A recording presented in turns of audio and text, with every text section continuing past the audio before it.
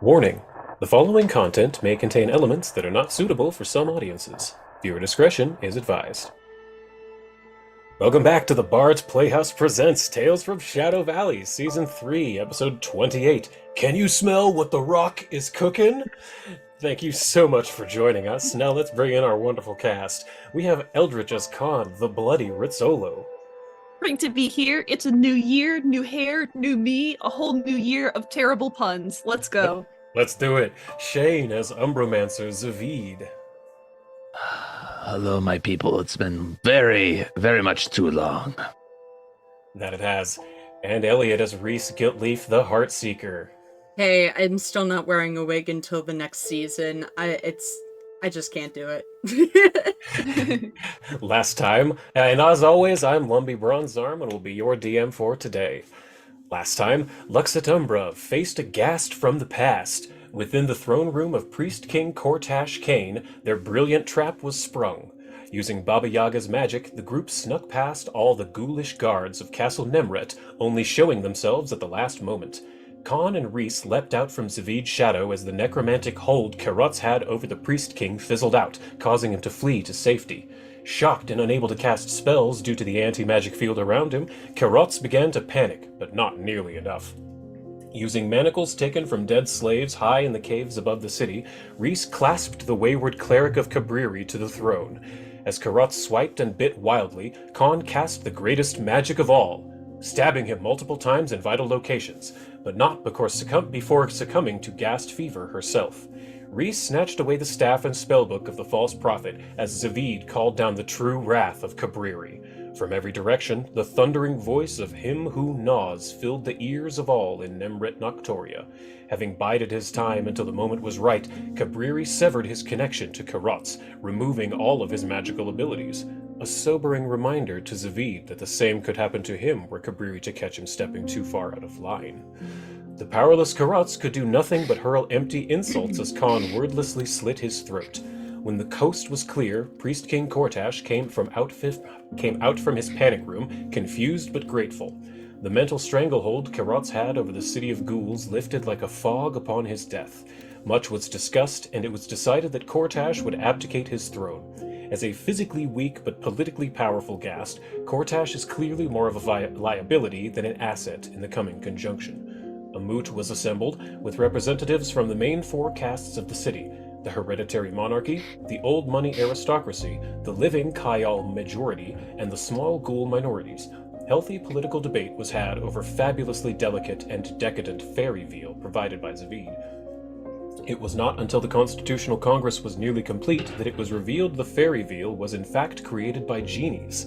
It contained no actual meat, but was no less nutritious nor tasty than the real thing. Trade routes began to become established within Shimon Sek as quickly as the slave markets could be dismantled.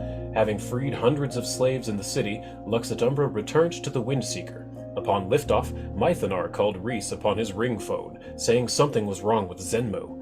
The empath was having a seizure, having felt the fear and desperation of none other than Monhatnus, the great tortoise on the back of which these halflings recently called home.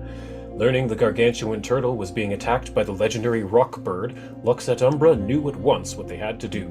Will their efforts be enough to save their tortoise friend? We'll find out shortly. Where we come in today, however, is once again within the great infinite floating void of Baba Yaga's hut. The massive parchment table lies before you.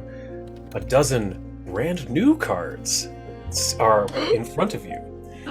Baba Yaga, flowers in her dress, her raven locks floating around you, looks to you and says, "Welcome back, players. It has been far too long." Gosh, how long has it been? Oh my gosh. Like It's 3 been weeks. Nearly a moon. Yeah, whole phase. Well, we're over the moon to see you again. We traveled very far. New Year, same puns, it seems. Worse ones, actually. Now then, it seems there was a bit of a switch-up. Shane, please come forward. Yay. Hello. How are you? Wonderful. 12 cards before you. Familiar characters. I have asked them each to create a poem for you, and bestowed upon them a power that they can give to you. Pick wisely.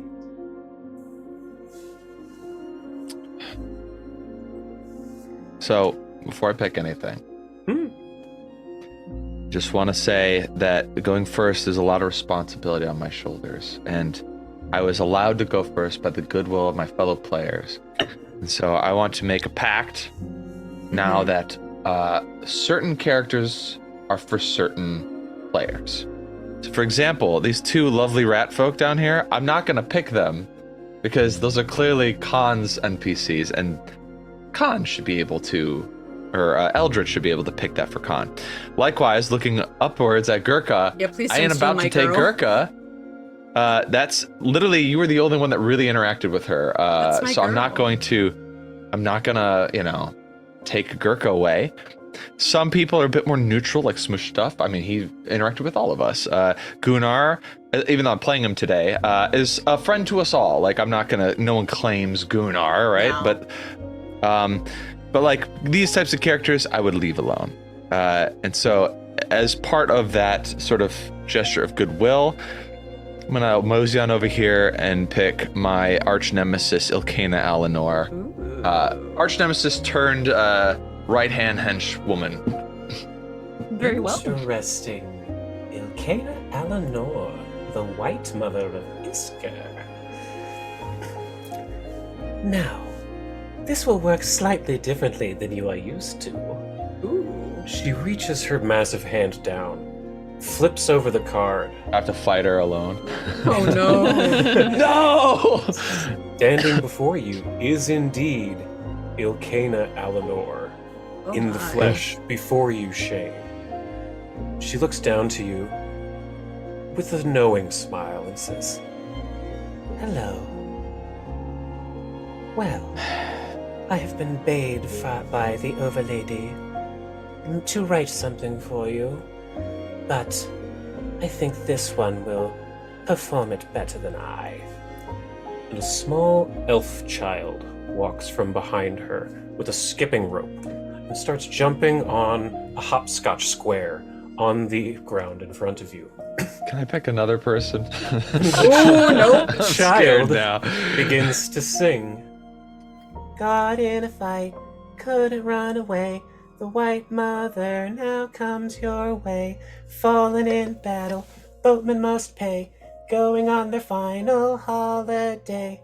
But what is this? Such a cliche. Their soul brought back, gift to her you pray. If a creature near you dies, you can delay their soul from entering Pharasma's boneyard for 1 minute.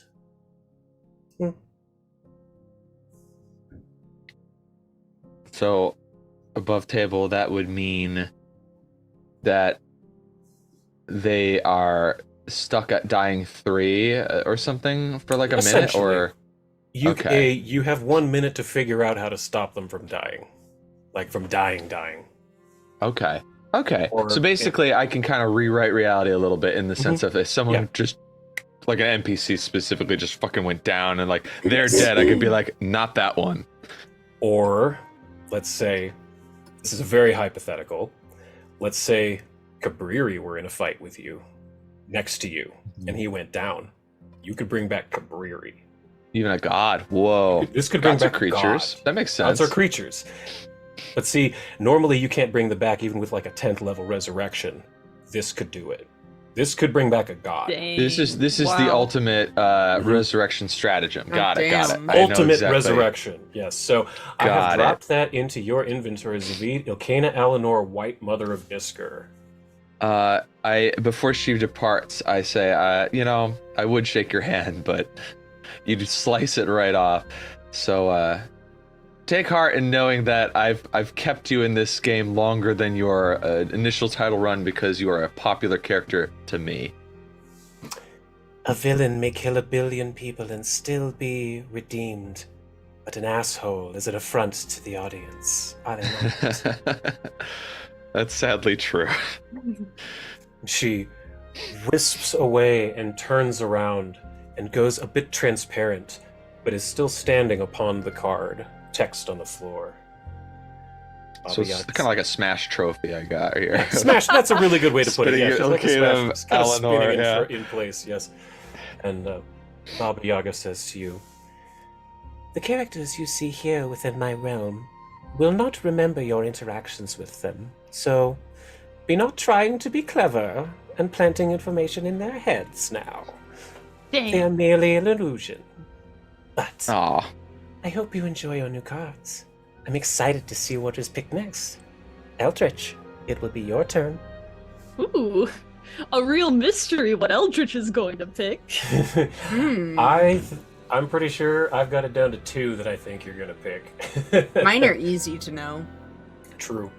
But Baba Yaga once again fades away slowly into the infinite void again. And this is where we come in proper.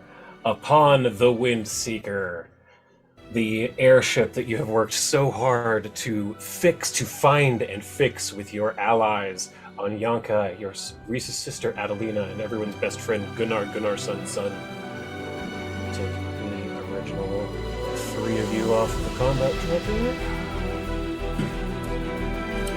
Alright, so before you see Monhatnus the turtle, the great tortoise that wanders the desert, saving lives of those who get lost, wandering to roughly east. Up is east. This map is kind of rotated wrong.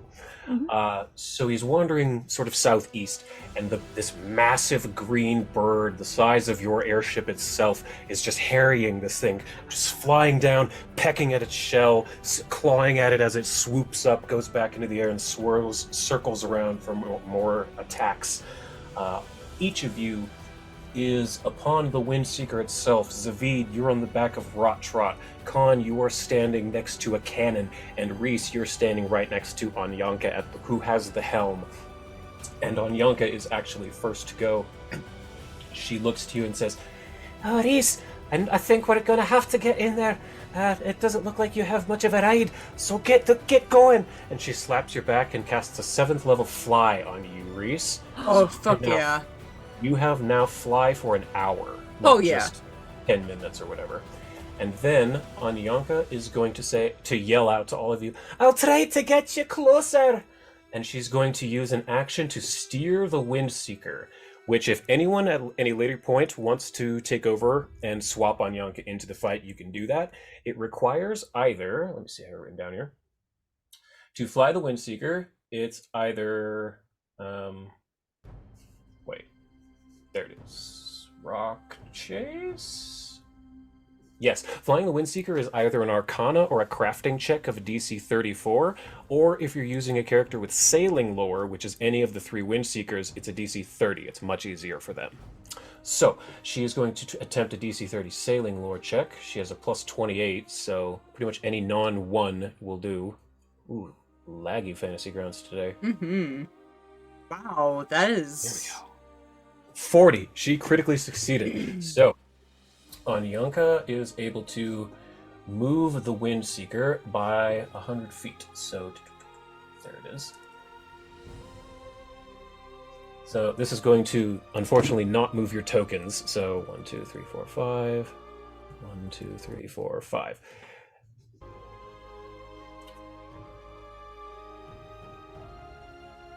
Okay. I hope you don't mind. I'm listening on my computer to the Top Gun soundtrack. Oh my god, that's great. That's awesome. Where is my token? You are right next to Anyanka. Oh god, I'm all the sorry. way down there. I'm Okay. still moving everyone back.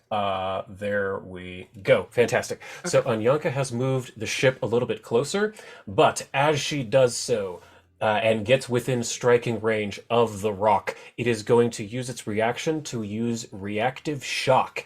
And when a creature enters the rock's reach or uses a move action within the reach, a lightning bolt dances on the rock's body and leaps to the creature, which in this case is the Windseeker itself. So, Windseeker needs to make a reflex save of DC 39. Wow, why is it so slow? I'm going to close my Chrome just in case that's the problem. 39, 33, that is a fail, so it is going to take 10d6 lightning damage. 4, 5, 6, 7, 8, 9, 10.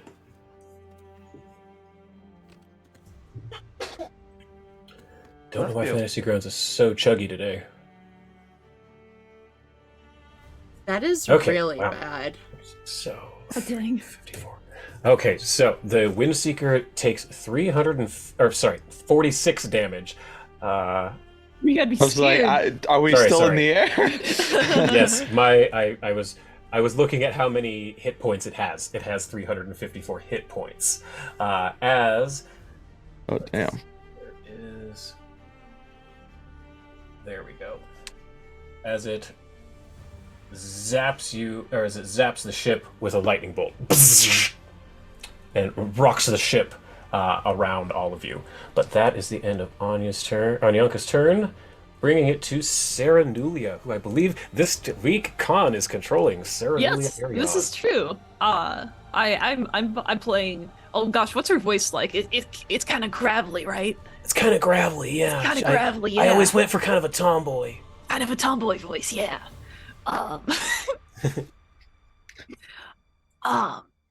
Do you think that the rock is within gun range? Let's see. Your gun. You are also on your flying camel, by the way. Oh, who I has a completely 40 forgot. Oh my gosh. Yeah, your flying camel who has an 80-foot movement speed, and your gun has a range of. Let's see, where is it? Pistol. 30 feet without penalty, Okay, but you can go gotcha. further with penalties. Yeah. And the cannons aren't in an optimal position to shoot at the rock unless it moves. They can, but there's a oh yeah, that's a good time to explain it. There are two different ways that the Windseeker itself can attack. You can just use the deck cannons, which I have. It's just like a plus 32, 5d10 bludgeoning, and 5d10 piercing. But it's all, or I'm sorry, 5d12 piercing is all it is. But then there's also a thing where you can all work together, like six characters working together to do a full broadside, which does just an insane amount of damage. But yeah, the ship has to be perpendicular to the target to do a broadside. Gotcha. That one's much more difficult. Mm-hmm.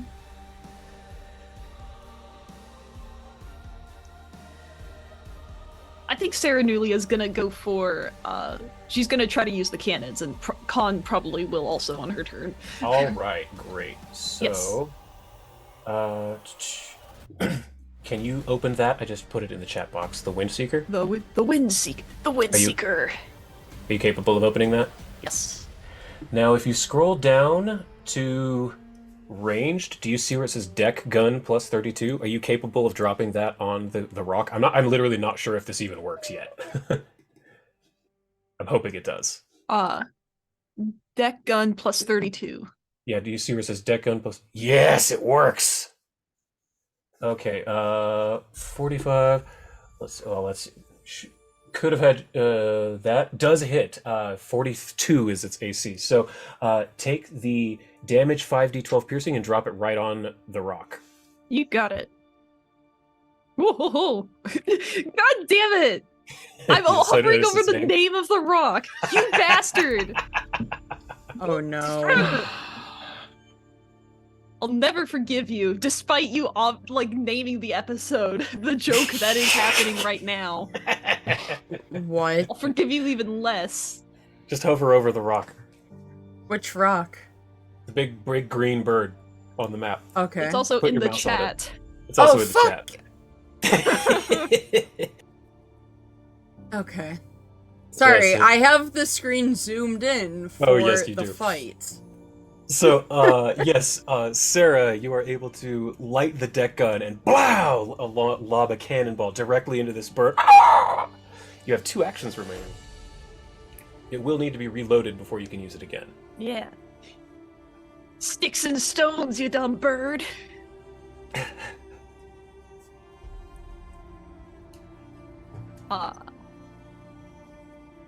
I'm guessing it was like an action to aim, an action to fire. No, it's just one to fire. You had it loaded going into the combat. Gotcha, cool. I assume everyone so- who wants to use one cannon shot, it would have been loaded ahead of time because Yeah. you knew you were going into a fight. You weren't surprised. Yeah, I think she'll reload the cannon. Cool. That's an action. Maybe just like have her gun ready. Okay. Great. And you have one action remaining. Or you were like preparing a shot. Yeah, let's prepare a shot. All right. Perfect. So that's the end of Sarah's turn. Bringing it to the turtle. Okay. The turtle, the Great Monhatnus, is going to attempt to attack this bird that has been biting at it. So it's going to try to bite at the rock, at Mr. Dwayne, the rock. Miss, damn. Seeing that, it is going to attempt to move. 5, 10, 15, 20.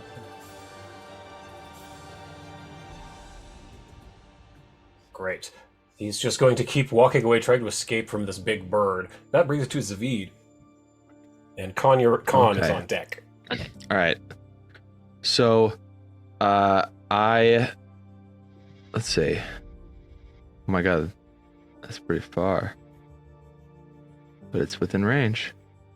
Up in the air, away from anyone else, in a 60-foot burst, I spend an 8th level slot, calling down the might of Cabriri. And before I do that, I spend one action to invoke the true name of this rock. I say, Dwayne the Rock! Feel the might of Cabriri and submit yourself to us! And then I cast Divine Armageddon. I need a basic fortitude save, but invoking their true name, I believe, gives them a penalty. I forgot how much. It's a -1 or a -2, I think. Yeah. I hope it's at least a -2. Let's see. I spent an action on that. Actions. I'm pulling up your character sheet. Invoke. They're flat-foot against spells and take a -2 circumstance penalty. Okay. -2. On what did you say? Will oh save? my god! And additionally, the first time this turn the target takes damage from one of your spells, it has weakness to that damage equal to double the level of invoke true name, which is 8, right? So 8, 16. yeah. Weakness 16. Yikes. Okay, so -2 to what save? Will save or fortitude? Fortitude. Basic fortitude, please. All right, -2 fortitude. Oh, chuggy fantasy grounds. It's just keeping us in on. suspense. It's like that Come episode on. of fucking Gumball. Natural Mhm. 5 for a 35. Yeah, I think I know exactly what you're talking about. What is your DC? It's a 35. I got a nat 5. A nat 5? Does that Yeah. mean that they... Wait. I need to know your DC. Let's see. Let's look. This is. I think that's. It's been I'm a looking, I'm second looking. for me. It's been 3 weeks. Your DC's 36. It fails. Regular fail. Holy shit. Okay, It's because so it's because you invoked its true name. That's the only reason it failed. you gave it to us, so... I did. It's right there. So hey,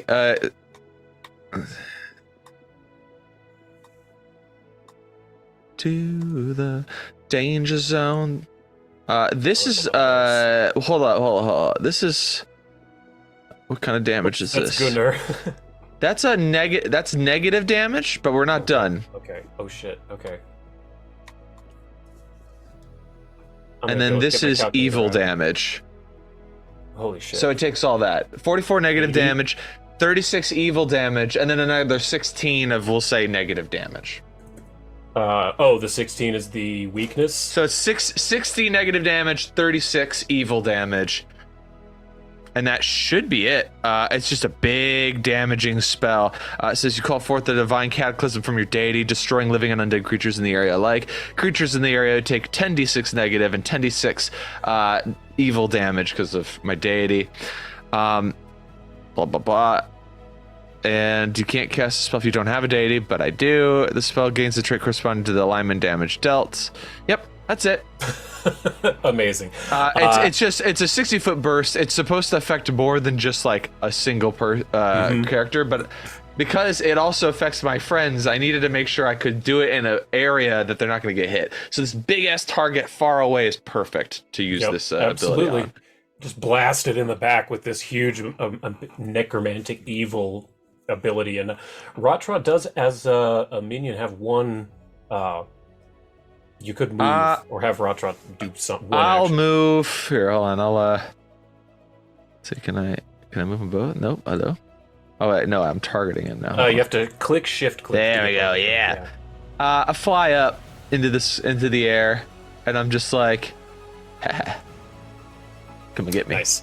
Khan, you also could have done that as well. There we Windfall could have taken one action if you wanted to fly away. If you want to stay on that cannon, you can.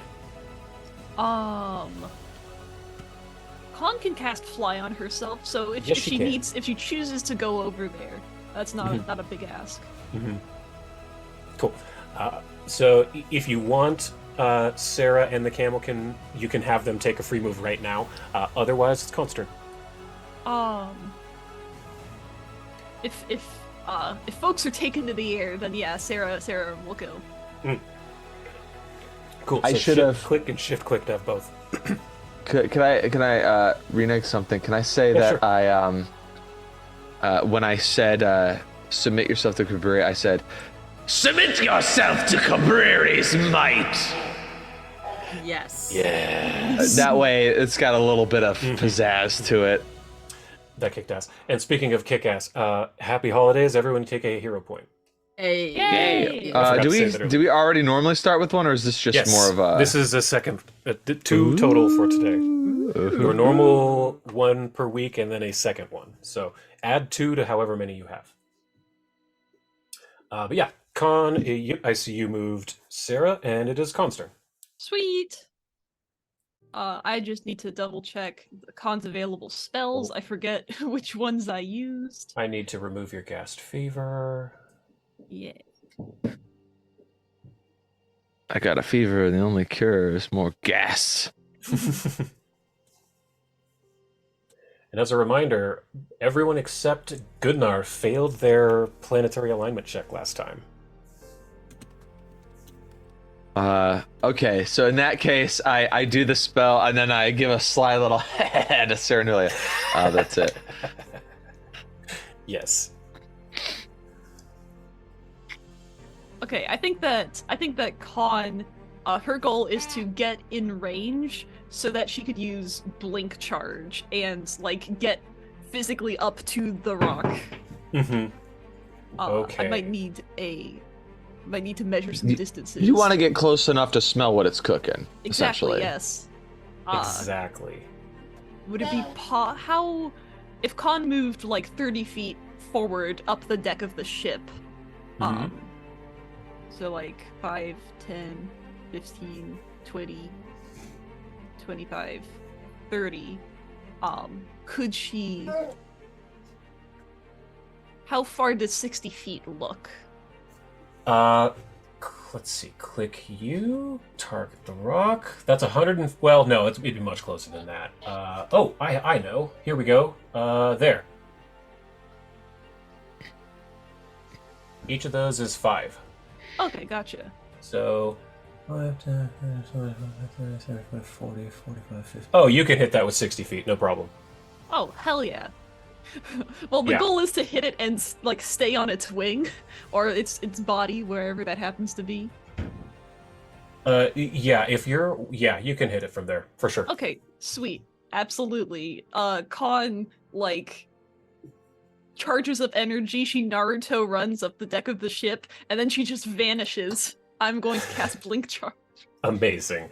All right, so I think just give us an attack, drop it right on the center of the bird. You got it. It is not flat-footed to you because its initiative was higher. Mhm.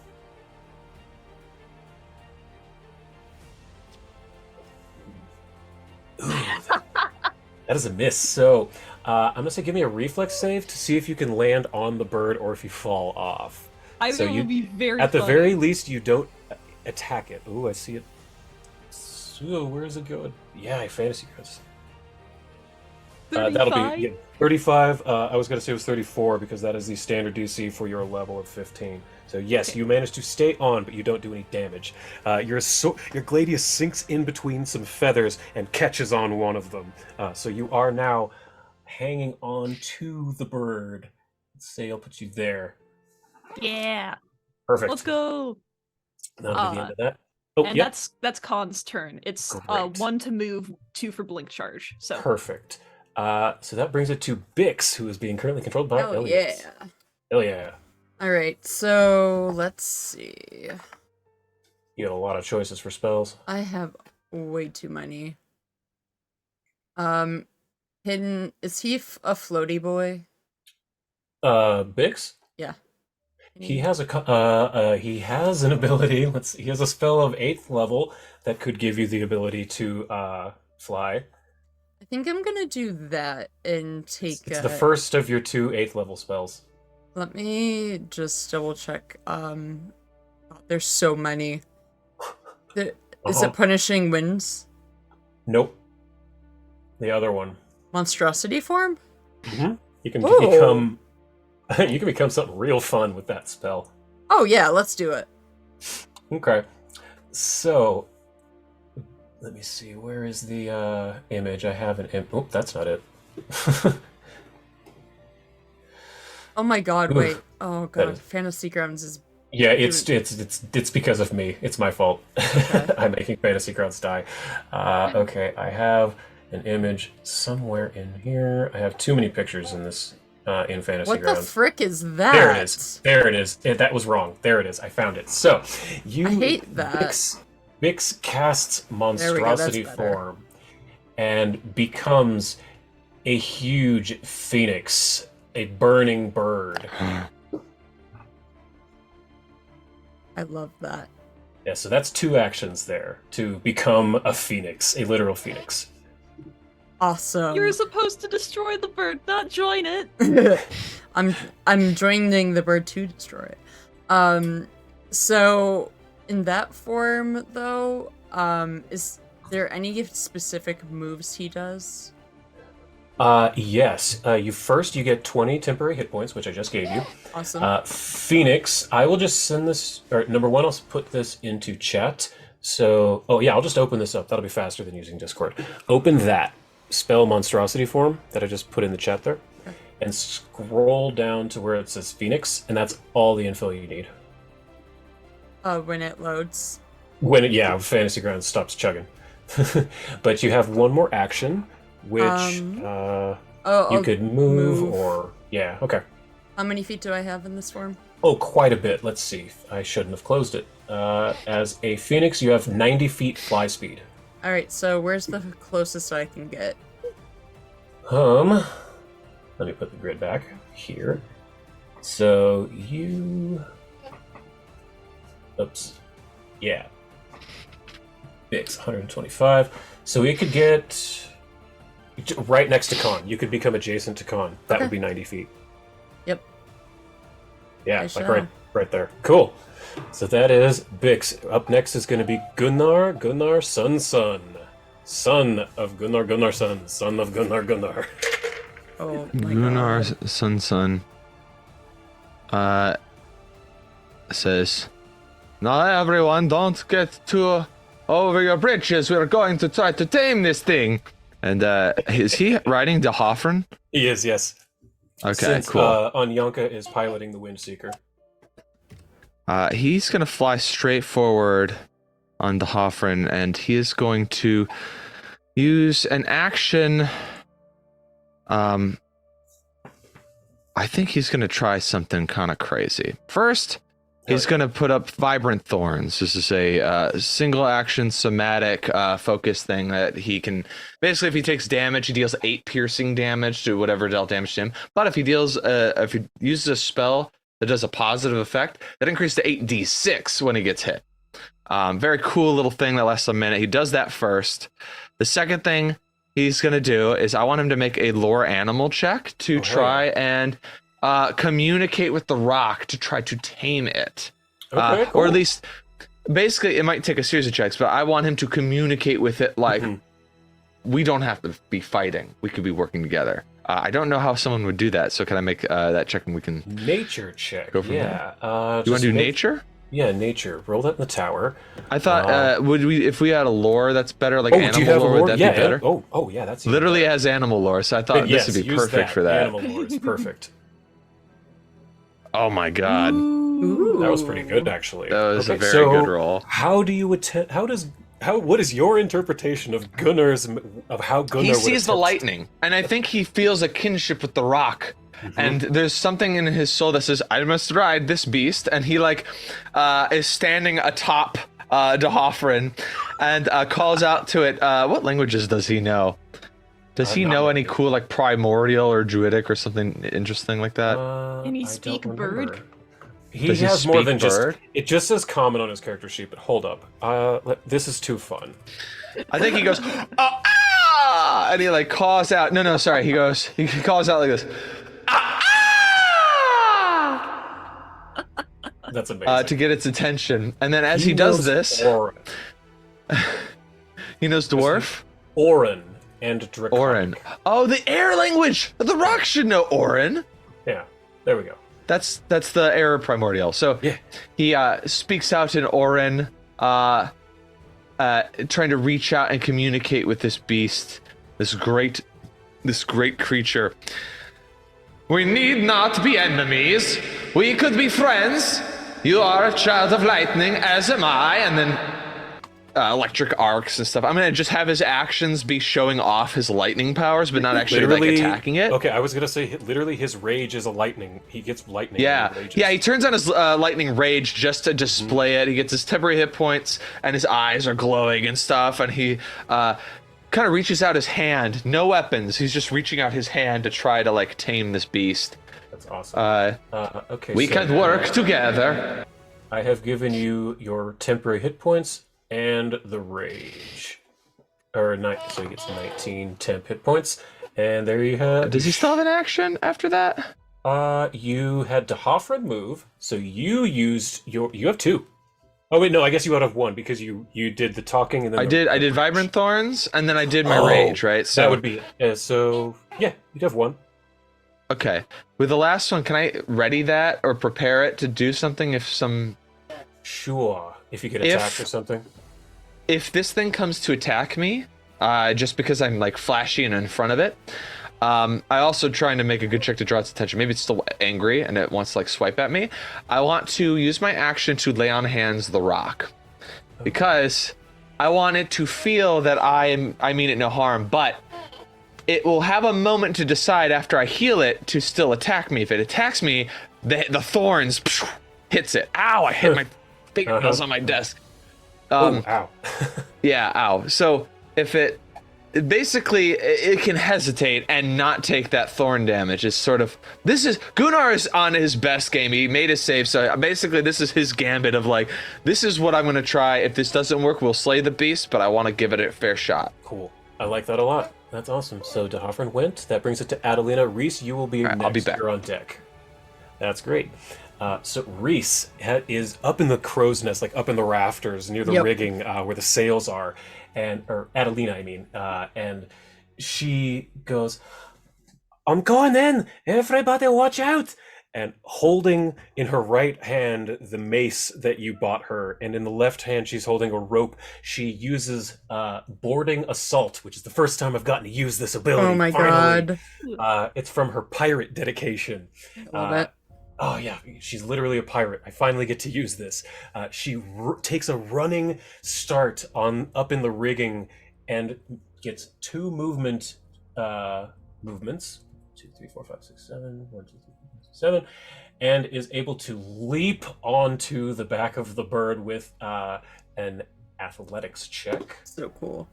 Oh, she's amazing. I love Adelina. It's just she's very niche. You Mhm. can't do this kind of stuff really in dungeons, Her build is very much needs to be on. Nat 18 for a 44. Yes, it was Oof. almost. It was 418, 418. Then it landed on the 18th. So Adelina is going to land on this bird, and she gets an attack with it, a strike. Yes, she gets 1 strike, and if she hits, it will deal an additional weapon damage. And I'm going to say that since Bix and Con are both there, it is now flat-footed. So... Oh god, they called it something different. Oh no. That's right. Oh crap!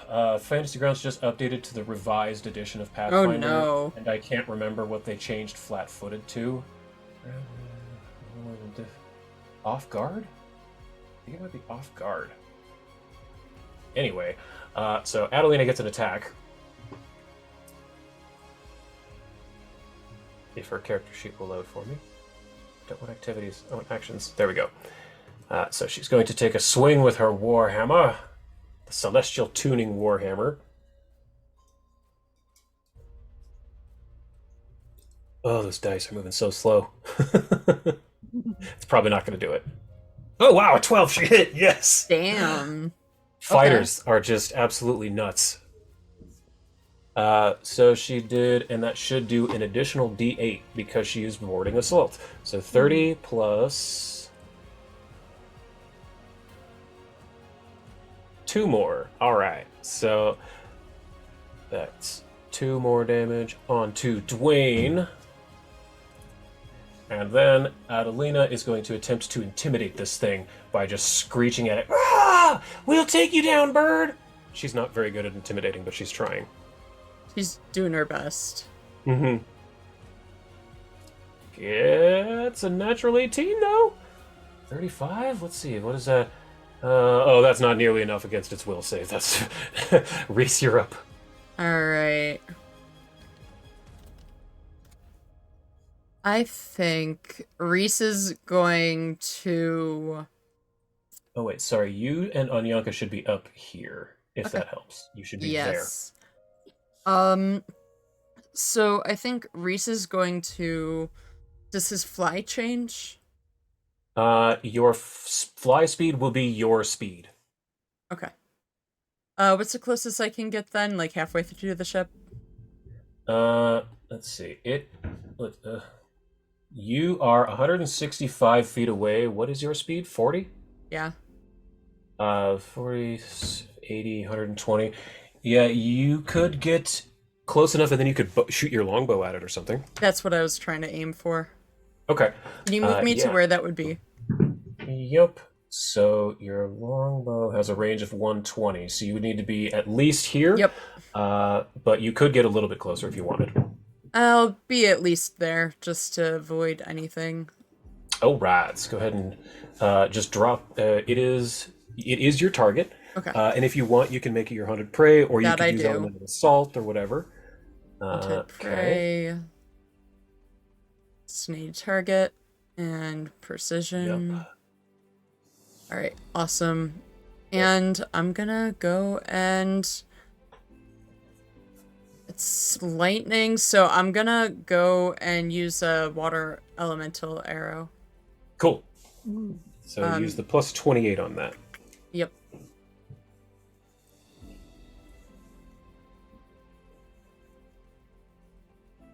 Well, went a little closer. Not quite. That was real. Wait a minute. It's flat-footed. That should have hit. I Yeah. think that off target or whatever is in. That. Go ahead and roll your damage. That hits. Okay. Its normal AC is 42. That should have hit. Yeah. 35. Wow, that was pretty good. Amazingly, it still missing 1d6 for sneak attack. So roll a d6 in the chat, and I'll add it. I don't know why your sneak attack never works properly. I don't know either. I have no answer. It rolled though, right? I didn't see it. No. Okay. Let me, How about now? Nope. What the frick? Here, I'll just roll it for you. You're gonna do an extra. Hey, an extra 6. I rolled next. Cool. Nice. I'll take it. Okie dokie. So that's the end of your turn. Yep. Top of the round. That brings it to Dwayne the Rock. It doesn't like all of this stuff that's happening. So it is going to turn its head. And it is going to open its mouth. And it's going to use a breath weapon by shooting a line of electricity out of its mouth. Even with Gunnar's dulcet tones of affection? Yeah, it didn't do much to it. No, it didn't. It doesn't trust him as a being of lightning yet because he's not.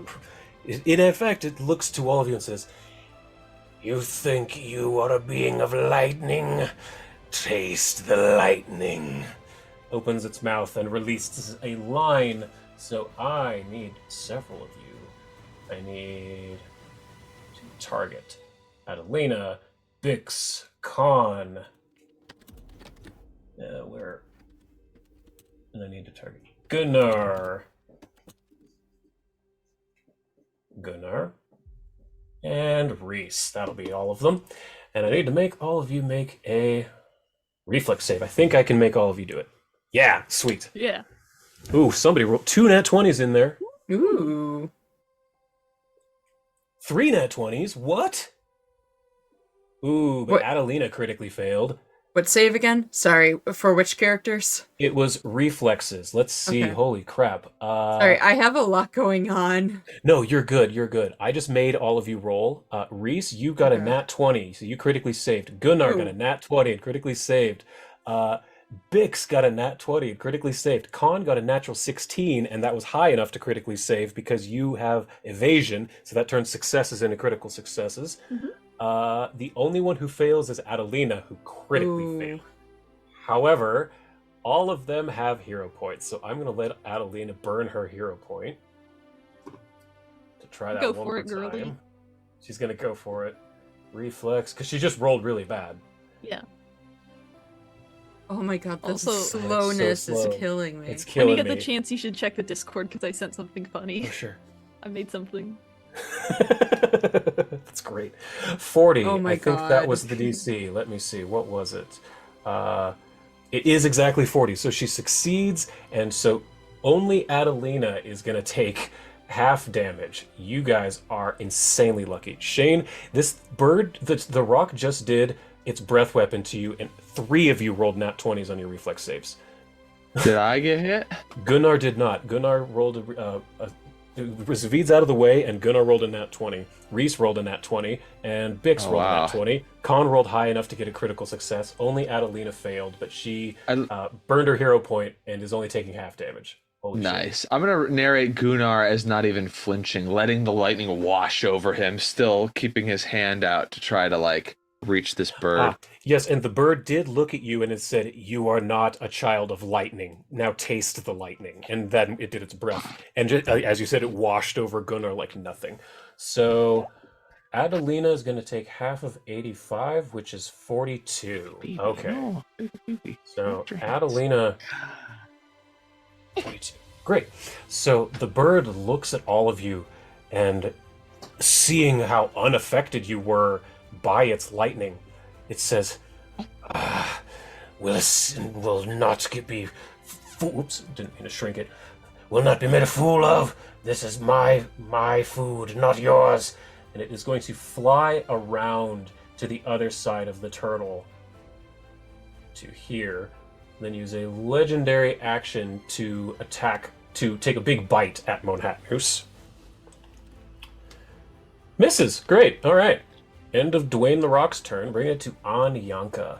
Just retreats their head into their shell like, stop bullying me. Please.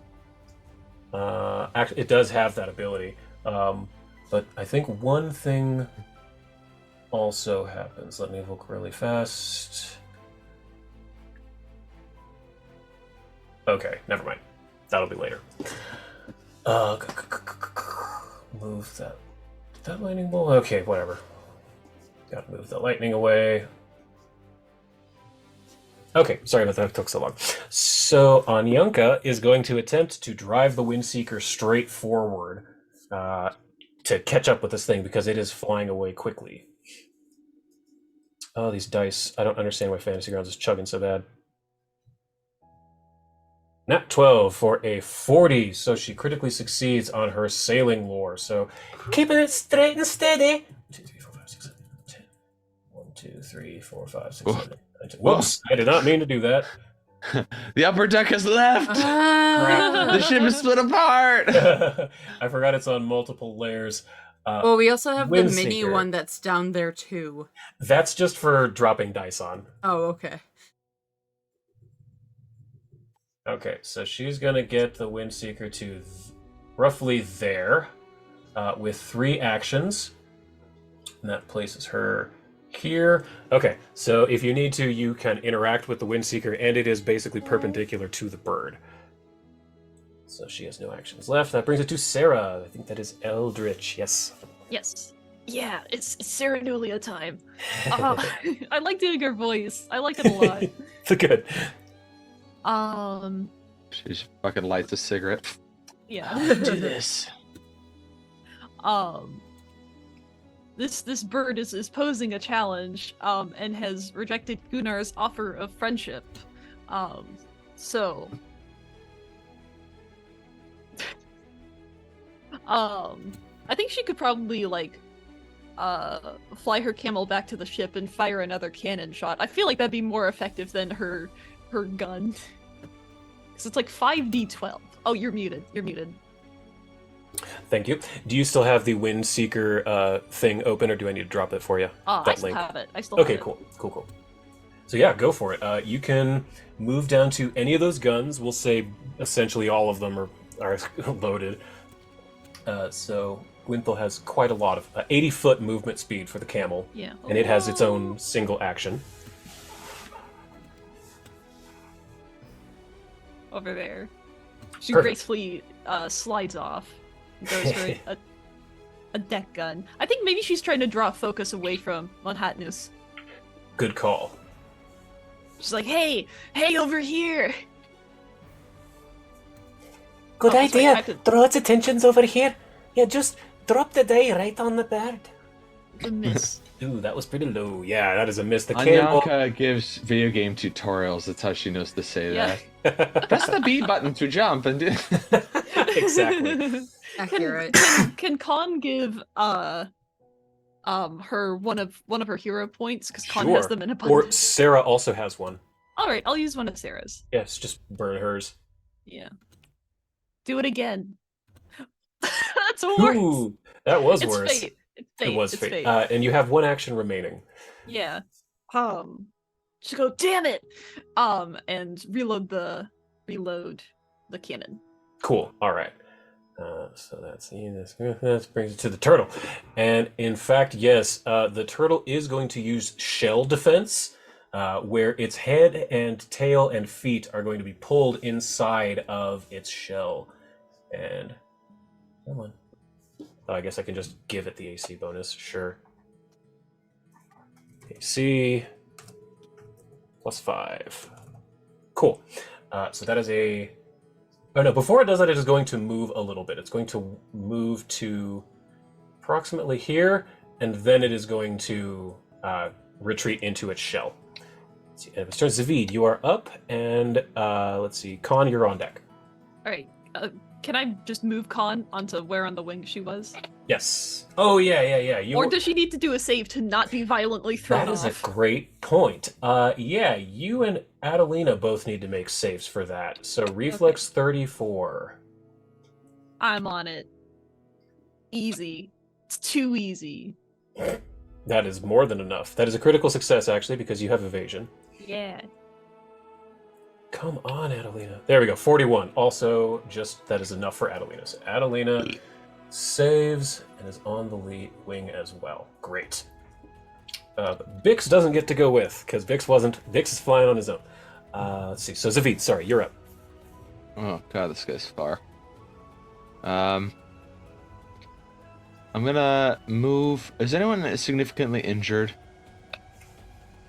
Adelina took a little 42 damage, and the turtle has been, kind of hurt, but he's not like dying. Windseeker also took a little. I did that backwards. There we go. Windseeker also took a tiny bit of damage. Oh.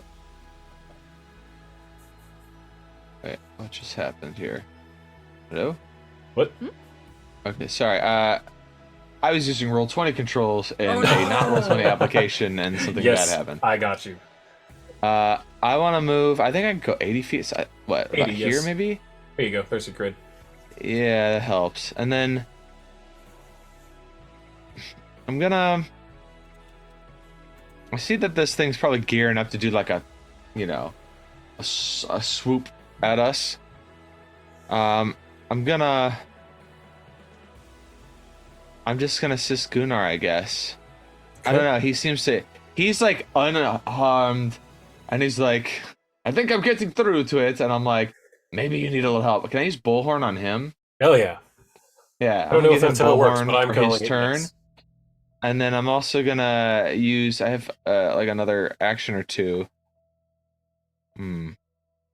Yeah. Can I like 2. use I know what I have. Sorry, hold on. It's been a hot minute. I got a cool Yeah, it's been 3 little... weeks. Yeah, Or no, it's this been is 4 it. weeks. We Oh haven't God, played it the has last been 3 4 weeks. It's been weeks. 4 weeks since we played. So yeah, don't worry about it. I'm gonna use Wog Lucky Get, my focus spell, and give advantage on the next skill check that Gunnar makes. Amazing. So that he is more effective at influencing this bird. And I'm like, I hope you can influence this thing because he seems like he wants to kill everything. No, he's just hungry. We need to convince him of the greater good here. I love you doing the Gollum thing, back and forth with yourself. Yeah. I get into that DM mindset, you know what I mean? I do it too. Amazing. That's Zavid's turn is mostly just assisting Gunnar, setting him up, and that's it. Awesome. You can do that. Khan, you are up, and that Bix is on deck. You got it. I think Con is gonna cast Spider Climb. It's very smart. 2 actions for Spider Climb. 2 actions for Spider Climb. No more reflex saves required unless it is actively trying to remove you, like with barrel rolls or like pecking at you. It barely knows Con is there. Yeah, it She barely hasn't knows hit you're with there. anything yet. Yeah. So for now, you're safe. So she's gonna remind it that she is there. I'm gonna try to clip its wings a little bit. I think it's flat-footed. Oh wait, no. What is the? Yeah, I don't know that's the right, rules there's a for new flat-footing thing. like enormous creatures like this. You still can't. Let me Google this really fast, and this is important. PF2E remastered flat-footed name change. What did they call it? Off guard. That is what it's called. Off guard. So I need to give it off guard. Where's the bird? Ooh, what's making it off guard? You and Adelina having it in between you. Oh, okay. Yeah. Okay, so it is off guard. So I think I need to change your buff to say off guard instead of flat-footed. So let me do that really fast. Sorry. You got it. So if target is flat. Yep, there it is. So, oh, that needs to be on your character sheet. Shit. Okay, 1 second. This is very important for Khan's character. I apologize. Okay. Sneak attack. There it is. If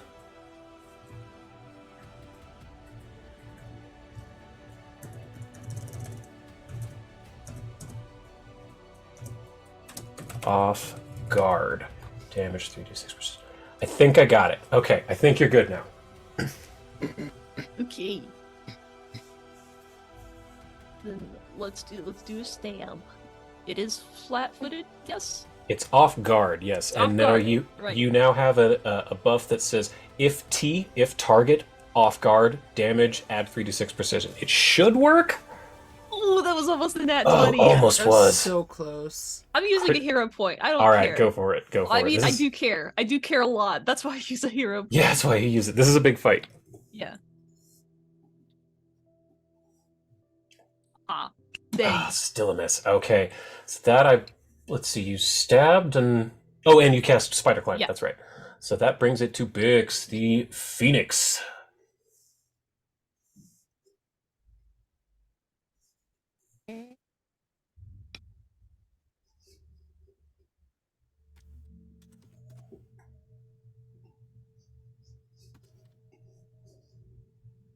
Elliot, that is you.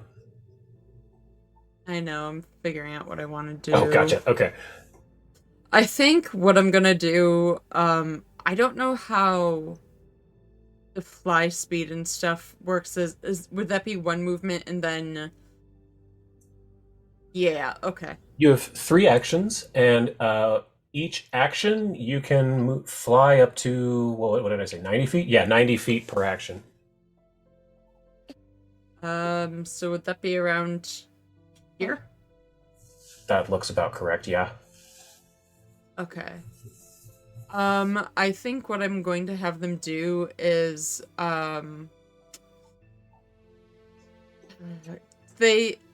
is Shroud Flame from afar, or am I gonna have to spend all my movement in order to hit it? Which one? Shroud Flame? Where is... Oh, is that one of your spells? Yeah. Ah, I see. Sorry, I was looking at the wrong thing. Which level spell is that? Well, it's for part of being Phoenix. Oh, I see. Persistent. Shroud of Flame, I see it, sorry. 20 feet. You are 5, 10, 15, 20. Yeah, I'll say you're just within 20 to clip Okay. its wing.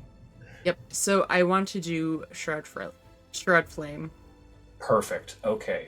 So Shroud Flame, you gain an aura of fire that extends out from you. Any creature that enters or ends its turn within the aura takes 2d6 fire damage. The creature can take this damage only once per turn. You can act... Okay, so on its turn, it'll take that damage. Great. So that's a movement, and then that's... One action. Oh, you just have that. Shroud of Flame is just there. Oh, you don't have fuck. to activate that. That's Yeah, so that's cool. just there. That's cool. So you still have 2 actions. Oh, whoa. So you could get closer and attack if you wanted. I could. He has so many things. Oh yeah, druids are so complicated. They are. I would definitely not play one, normally. Hmm. I think... Let me see.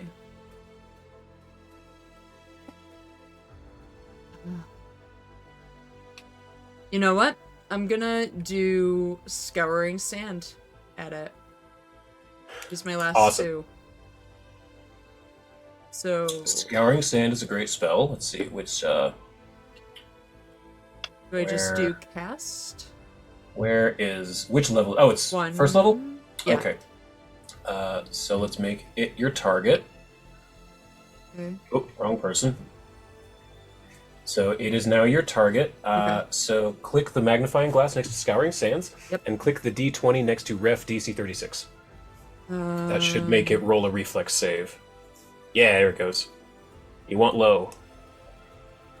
Oh, it's sitting at a 3. Oh, 19. What's it thinking? Oh! Natural 1. Yes! It critically failed. It was like 419, settled on the 1. Critical failure. So, what happens for Scouring Sands on failure? As failure, but the creature is also blinded. It's dazzled for a minute. Wow, dazzled and blinded. That was a very good use of that. Okay. Like I said, I was taking a little bit to cook. Yeah, blinded and dazzled for a minute. That is the end of your turn, bringing it to Gunnar. Oh yeah. I'm jamming to this fucking song, and I'm like, Gunnar Nice.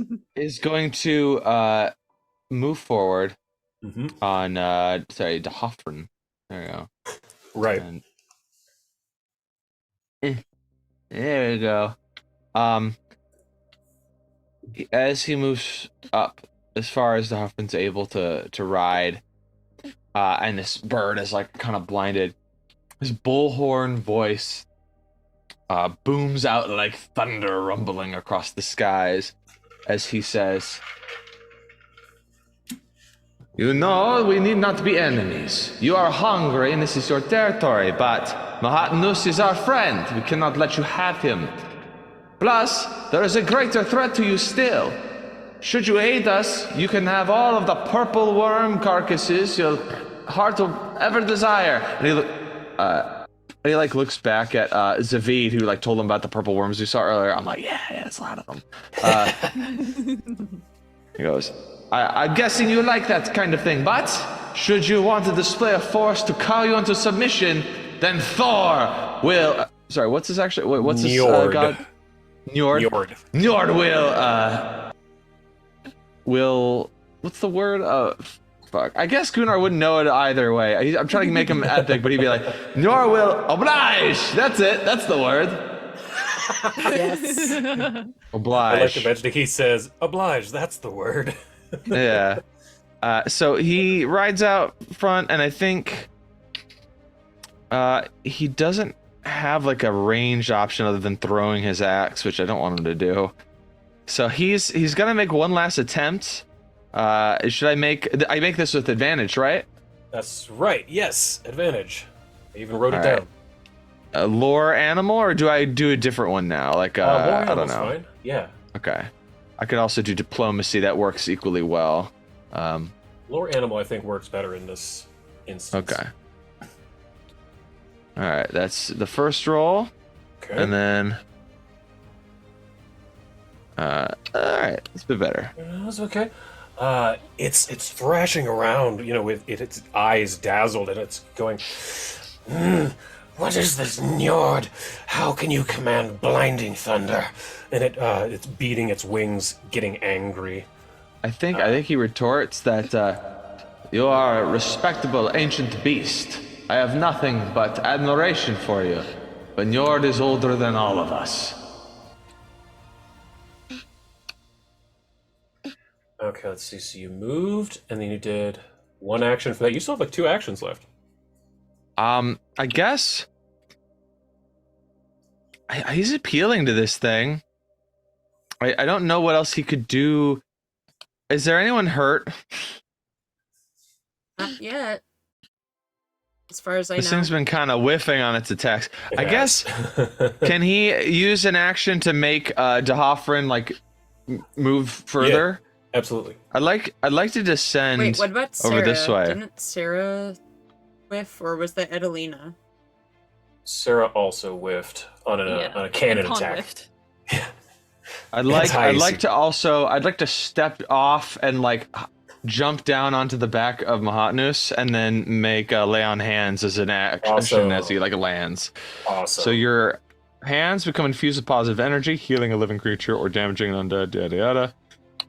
You store 6. If the target is one of your allies, they get a +2 Wow. to their AC for 1 round. The amount of healing increased by 6. Okay, so It that should be would be- 90. If you scroll all the way to the bottom of his sheet on actions, it's got. oh yeah, unfocused 90. So Yep. +2 AC and 90. Here, I'll target him. Yep. And go ahead and target him and give him the 90 healing. That's awesome. There you go.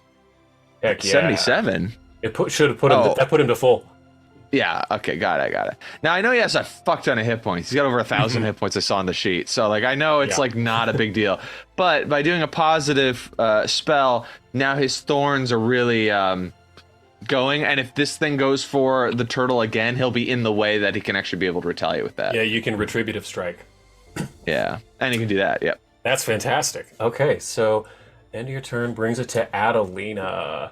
She is trying to hold on for dear life. So first things first, she's going to use combat climbing athletics check to stay on the rock. Oh, these dice rolls are killing me. That is enough. Great. So she is going to stay on the bird and try to climb towards the center, towards its back. Climb. And she can climb. Adelina just fucking slits its throat. Doesn't give it a chance to join us. You're fucking dead. She gets to there. And she's going to, attempt to. She's going to attempt to, just hit it. Yeah, she's not going to do anything too fancy right now. I mean, this thing is so powerful. It's like all of our hits are just gonna slow it down, tire it out a little bit, you know? A little bit. That's the point. Yeah, hit fighters. So she managed to swing down with her hammer while grasping onto its feathers with her left hand. Doing how much damage? So slow. I don't know. 22. Good. A little bit resisted, but that's the end of Adelina's turn, bringing it to Reese. Oops, shit. I didn't mean to do that. Reese, you're up. All right, perfect. So I think Reese is, God, he's far away freaking again. So I think what he's gonna do is try to get as close as he can wherever the hell he is on this map again. pretty far south. You're just under Zavid. Just under Savid? Oh god.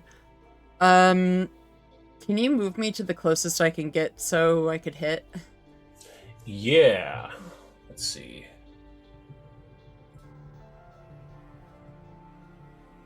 There. Okay. So I'm going to do another round. Actually, I'm gonna do the walk. Mm-hmm. Crumpin, so I'm gonna do that. Sweet. 2 shots. 2 shots. Had other priorities the last time, but I'm gonna do that. And then I'm gonna go for the elemental arrow again into the water. Great.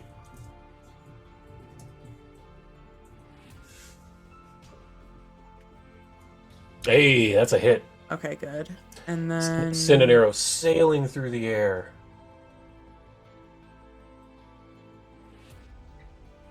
37. All of that damage went through. That was very, very good. Good. And then I'm gonna do another one at 28. Correct.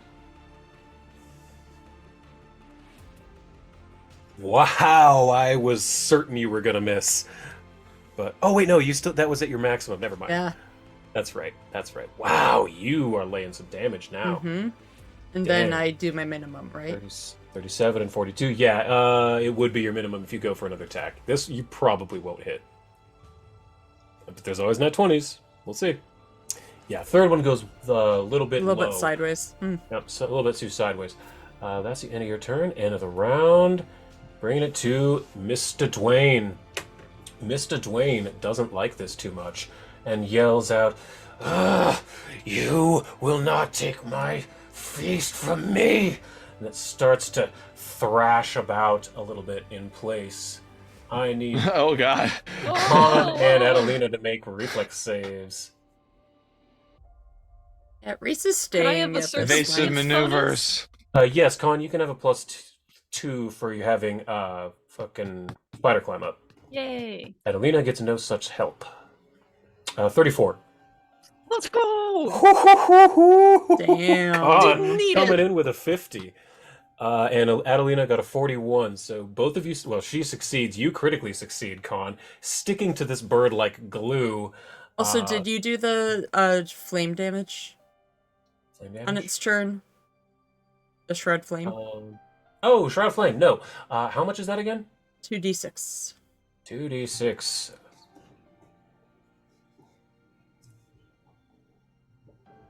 Do. So slow.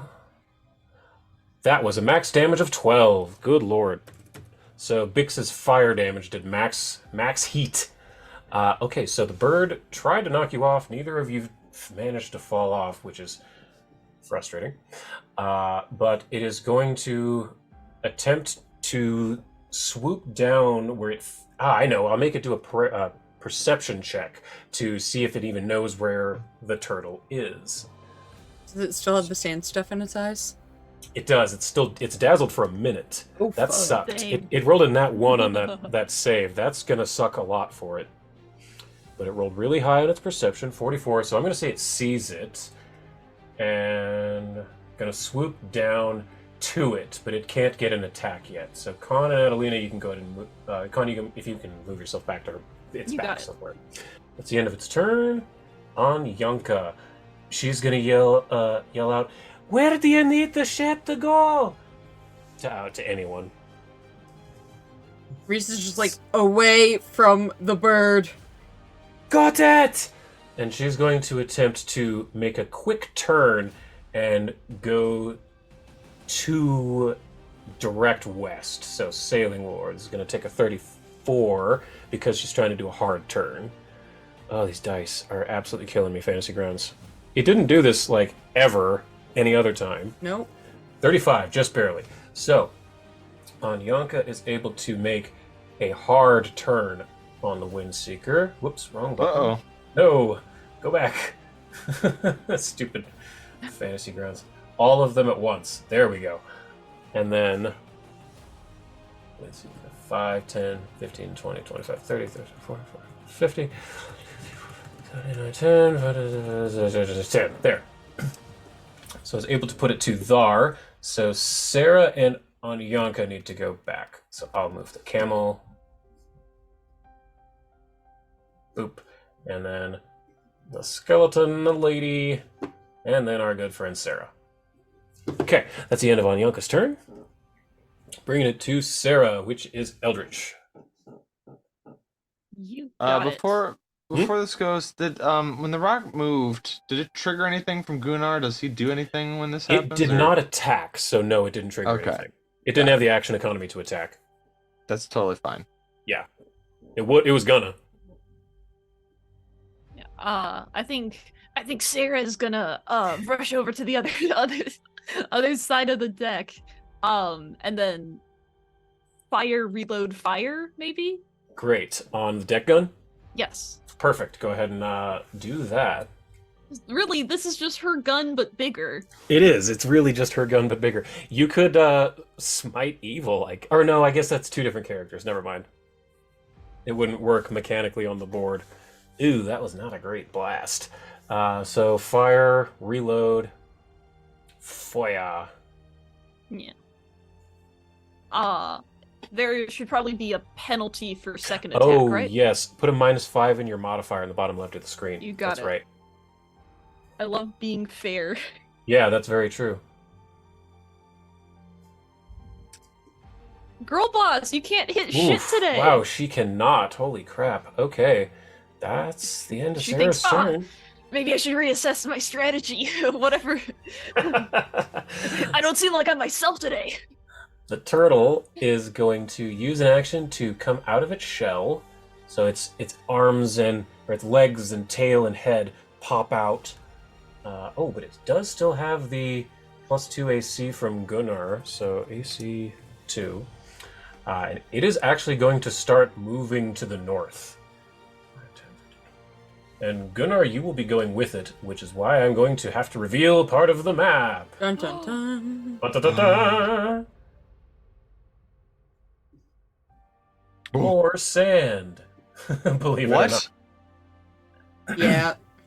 Yep, as you are, Gunnar specifically, as you are going further north on the back of this turtle, you can see that there's fog and clouds rolling in. It's strangely moist for the desert. The turtle gets to roughly It's moist, just like my baby's hands after she stuck them in her mouth, and then I went to hold hands there. And I thought this is cute, except ew. Ew. That's No, I don't very want cute. Ew, baby. Ew, not as cute as I thought. Sorry, I'm They're trying to kind get of rather we go. moist babies. a little bit. So you two move No, keep to that hand away from your mouth. Stop up that. there. So I'm trying to get Gunnar and Dahafran over onto the turtle where they're supposed to be.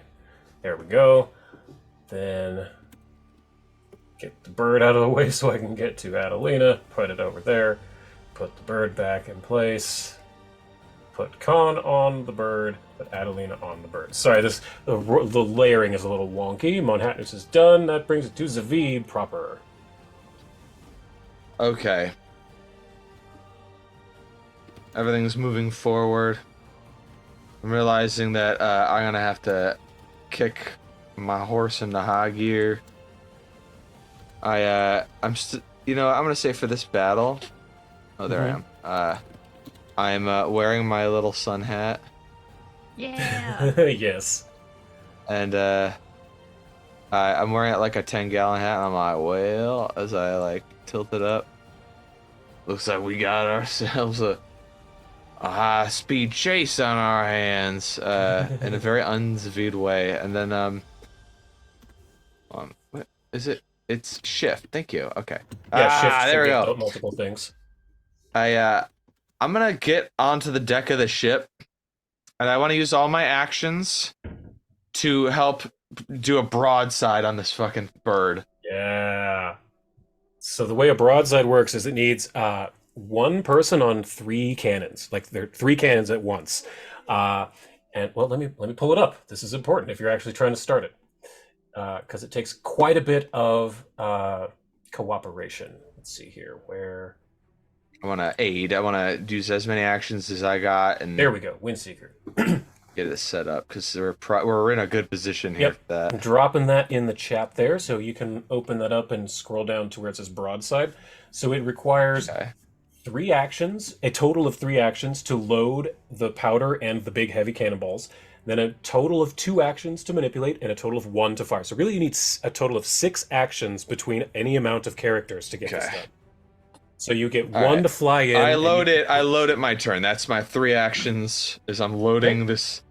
I have Ant Hall up still, so I'm like taking this unwieldy like set of cannonballs, and just like boom, boom, boom as I'm running along the ship, and I'm yelling at Danyanka like, "Get ready to fire these suckers!" Oh, of or course. whoever else is on there. I'll try to Yeah. line it up. Sarah, get your cannon ready. Oh, I see you're already doing it. Great job, Sarah. Yeah, thanks. Thanks a lot. Almost crying because she keeps missing. Oh, I know, it's so bad. Con, that brings it to you. All right. Khan is going to take a stride action to just move across the wing closer to the shoulder. Great. And then we're gonna stab twice Awesome. and see where we go from there.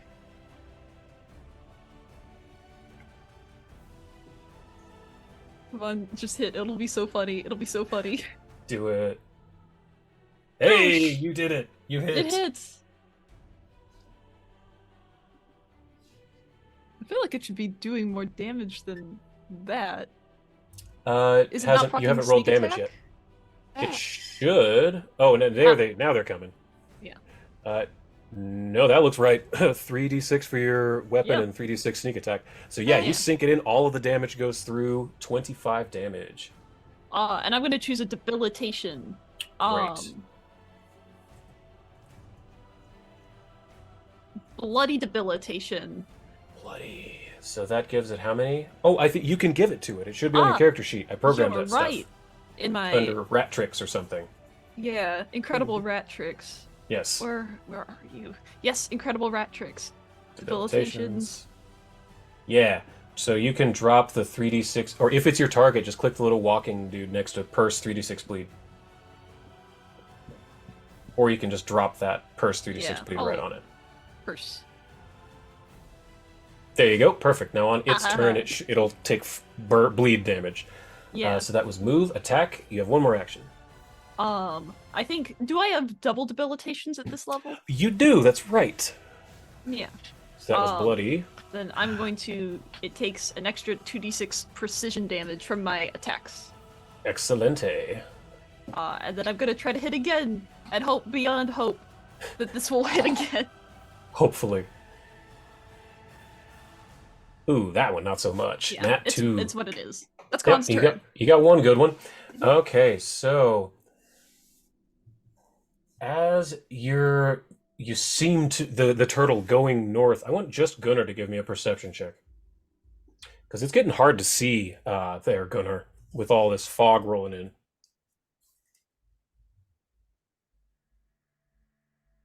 Okay, you can't see anything, but you're starting to hear. Oh, you're using a hero point for that perception check? Even worse.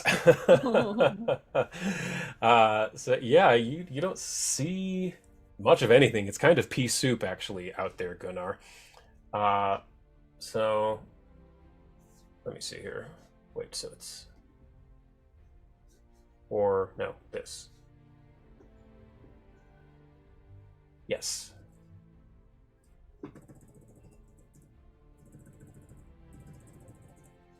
Okay, and then sorry. Gunnar saw nothing, so I'm just having to do stuff.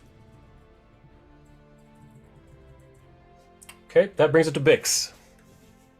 I've been looking over what he does. And then Gunnar is kind of on deck.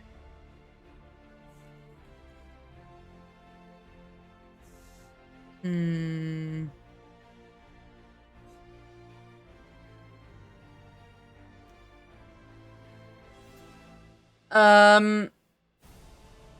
How did Adelina and Khan get on the bird again? Adelina ran across the rigging in the ship and used a rope to swing across and is just holding on with her left hand, grasping the feathers. Khan cast spider climb and is stuck like glue. Yeah, and use blink charge to get up there in the first place. Yeah, blink charge to get okay. up.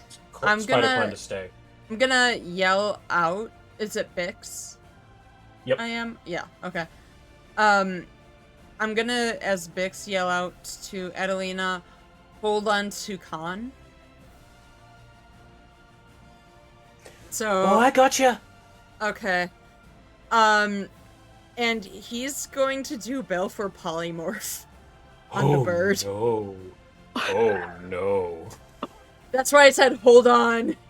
Oh Jesus. Okay. That could be bad. My goal you're is you're to... muted, Shane. Whatever you said didn't come through. My goal is to swoop in and get them. But, Mhm. like...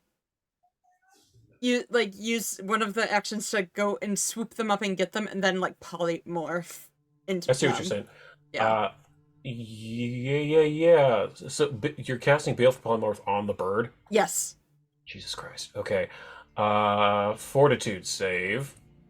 So it is your target. So click the little thing next, the magnifying glass next to Baleful Polymorph. Uh-huh. And then click the, either drop the Fort DC 36 on the bird or just click the D20 icon. That should make it roll it. Oh, this could be bad for me.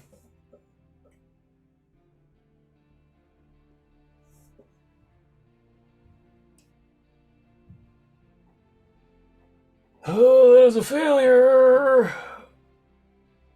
However, it is going to use its legendary resistance to choose to succeed. Oh. However, it only has one. Okay. But Baleful Polymorph is now burnt. That was a really good call, though. Damn it. That could have been bad for me. Uh-huh. But you do get an action remaining, so if you want, you can move or do something else. Let me see if there's a new one-action thing. But you burn its one-time legendary reaction, so that's good for you at least. Yeah, that is. I think that yeah, he's just gonna move. Okay. Alright, that's the end of your turn. Some other stuff is happening that Gunnar didn't see. Sorry. So it's gonna take a second. Okay. By the way, the only thing I said, I mouthed the words "what the fuck" when I was in the back. Yeah, I saw that. That was funny. Whoops. That. And then it brings it to Gunnar. So everything is really foggy. Yeah. You kind of lost track of... You can kind of hear the battle going on to the south, but you can't see much of anything. Well, I know that I need to stay with Mahatnus. I know he's like going off on his own, but I need to make sure that he doesn't like do anything crazy. So I'm gonna run up, and I think he probably knows Terran. If I had to guess, we got Orin for the rock, Terran for the turtle. So if I know Orin is essentially primordial, but it's a dialect of primordial. So Sure. like, I'm gonna try. I might know. I think Gunnar might know some Terran words, and try to sprinkle as much of what he knows into his Orin to try to like talk to the big old turtle. And I think I'm gonna make a lore animal check and to tell him to be cautious because there could be more dangerous things out here in the sandstorm. And All right, that's, go ahead that's and it roll really. I just want That to. lore check. I want him to be there to defend Mahatnus, since this is sort of the whole reason we're here. 35 DC. Okay. 40. That is more than enough. So, with your broken Terran, you're able to say some fortifying words to the great Manhattanus. So that's just one action. You have two remaining if there's anything else you'd like to try. I guess I'll. No, I guess that would be my whole reaction. Dang. Yeah, I guess I'll like I'll prepare a action to fire a lightning bolt at any Okay. enemy that isn't the rock Awesome. that shows up. Great. So right there, and then that's. And you're over by the head, correct? Yes. For Or Gunnar is, yeah. yes. Okay, Gunnar grand. is, yeah. So, Gunnar, from behind you, a large to you vulture swoops up and attempts to beak you in the back of the head. Sweet. I hope this it dice likes is the so taste slow. of lightning. Oh, nat 17? Will that do it? Oh, it still misses on a nat 17. Good Whoa. God. All right, check Well, this out. but now check you this know out. it's there. And yeah, you Yeah, hold said on. it was coming. Are you doing what, a Um, lightning bolt? Is that it? Yeah, I'm trying to lightning bolt it. Am I targeting it? Now you are. Okay. And which direction are you firing that? This is important. Just it's up in the air, so I'm going out into the sky, not at the turtle. Okay. Let's see. There's what I'm looking for. Hey, let's make him roll. And I don't know It's if there's gonna anything fail. else. Okay. Oh, I don't know if there's anything else in the way. Natural one. Oh, very nice, very nice. For a total of 10. You're gonna obliterate this thing. Oh my Yeah. Poof! As you just pop this thing that attempts to attack you at the back of your head. And I call out. I don't have bullhorn anymore, but I call out. That's what you get for fighting a son of Njord. Love it. That thing's That's dead. that's it. That was just your reaction, so that brings it to Adelina. She is going to, let's see, she's going to keep hammering at this thing because she doesn't want to let go. So, drop it on Dwayne. Boy, I wish Fantasy Grounds would quit this slow dice rolling thing. It's making me crazy. There, it's a hit. Natural 14 for a 42 with the tuning Warhammer.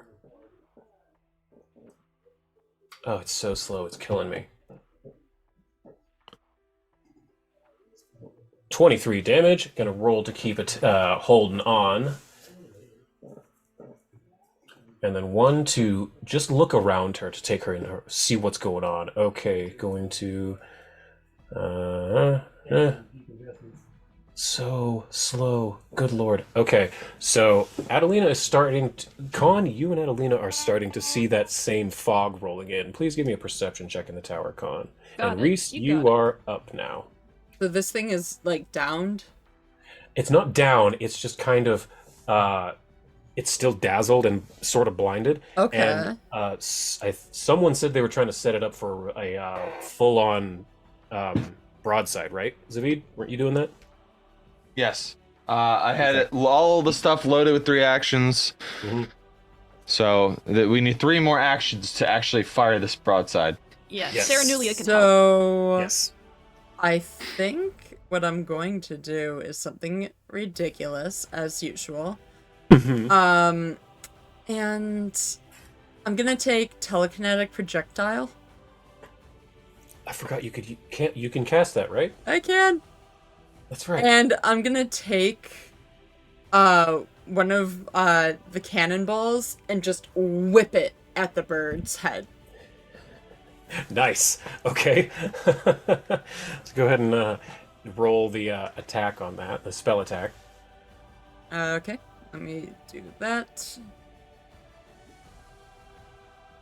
Oh no. I'm gonna use a Ooh, hero does it? point. Fuck Sure. that. Okay. You've got a couple. Alright. There we go! Hell to the yes, nat 20. That was a great use of a hero point. I love when that happens. So that'd be bludgeoning damage, I'm assuming. Yeah, bludgeoning. Oh yeah. I mean, what? What the hell? There's no way that was correct. Hold on. There's absolutely no way that's right. 64 There's no way that's right. D6 is No, what no, it no, no, no. says. What Nope, the nope, fuck? nope. Why? There's no way Why? that's That right. would mean Huh? that's No. that is Nope, it's wrong. something strikes me as that's wrong. That is Yeah, that's very wrong. wrong. There's no way that's correct. You hurl a thing. It should be like 8 Also, D6. It's also not dead from that.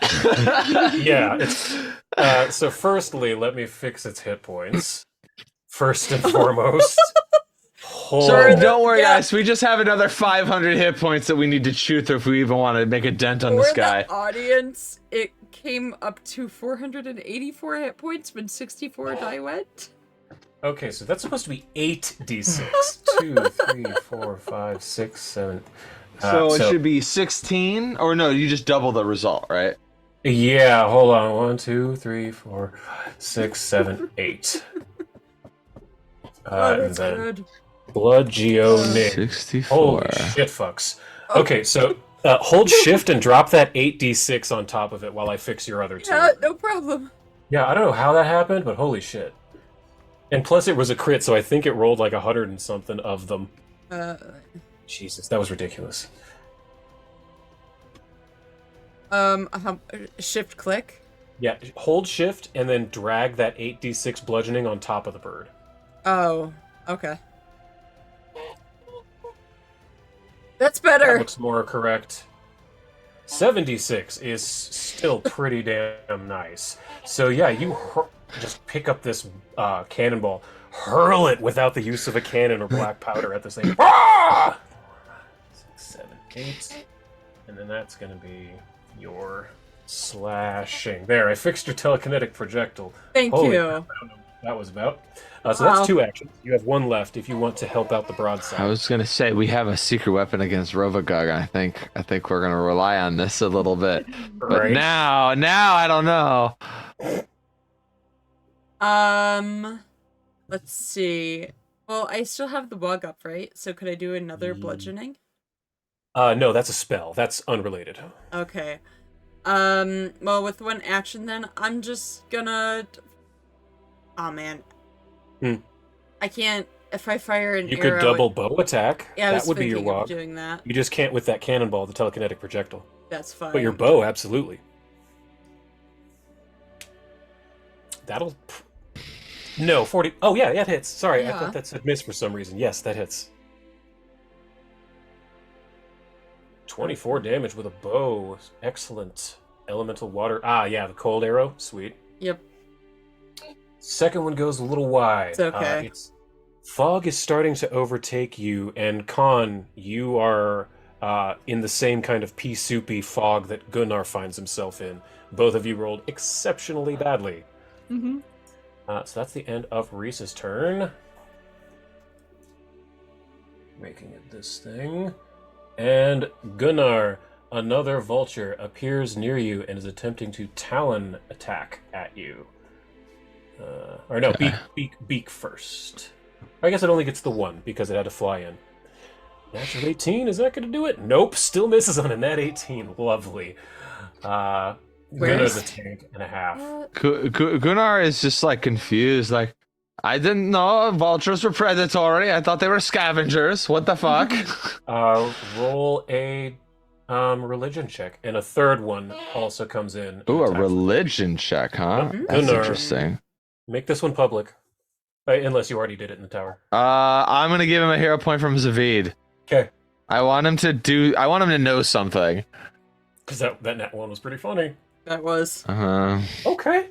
I will say that because of Zavid and the pamphlet and the explaining and everything that you've gone over, Gunnar would realize that it's the planet Abalon the horse that's causing this. That's Scavengers right, attack things before they die. It's the Abalon. That's And you've doing told this. us this multiple times, I and have. Shane forgot. Yeah. Yep. So that Gunnar realizes that this is Abalon's doing. Good thing I had this handy pamphlet. Yeah, normally vultures aren't predatory. He is correct.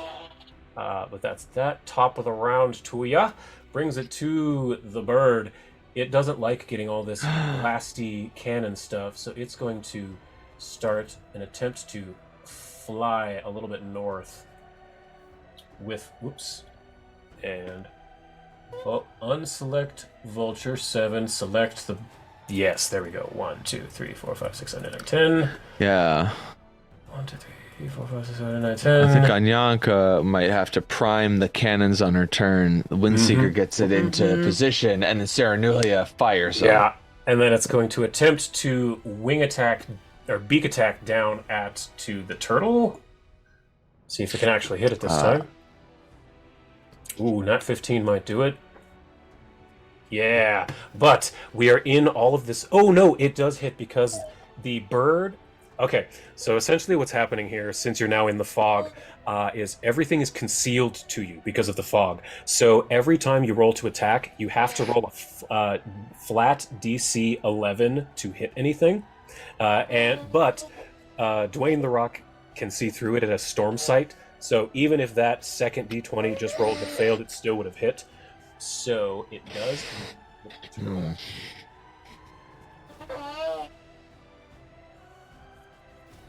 a lot of dice, but it's rolling slow. So slow, holy god. Just there we go. So 53 damage as it bites down and a little bit of electricity surges into the turtle. But that's the end of Dwayne's turn. It takes some bleed damage. And if the dice ever land, takes 14 bleed from Khan, and it is still bleeding. It fails its check on Yanka's turn. So, What is it you need? You need me to put the ship in position and load the cannon? I'll yell at a Zavid. That's right, but watch out for the sandstorm. We might miss, so make sure when you take the shot, you're sure of it. You got it! out of character, you need 2 or 3 actions from her. I think, well, so I prepared 3 out of the 6, right? So I think another 2 are aiming the cannons, and then the last one's to fire, right? Yep. So she's steering the ship, right? Or she could do 1 to steer the ship and then run off to do 2. Yes. So I think she'll do that. Then on the Windseeker's turn, it moves into position, and then Saranulia can use an action to fire. And I don't know if Saranulia has a way to, like, improve the accuracy rate of this or not. I don't know if she's got anything for that, but... Hey, nat 20 on Anyanka's part. So Yo. Anyanka she takes her staff and she positions the Windseeker in the right spot. She takes her staff and sticks it in the steering, or into the steering wheel to put it into place, get it to go in the correct spot. So with her nat 20, this was a really good time for a natural 20. Holy shit. So the Windseeker is going to kind of turn and go 1, 2, 3, 4, 5, 6, 7, 8, 9, 10. Come on.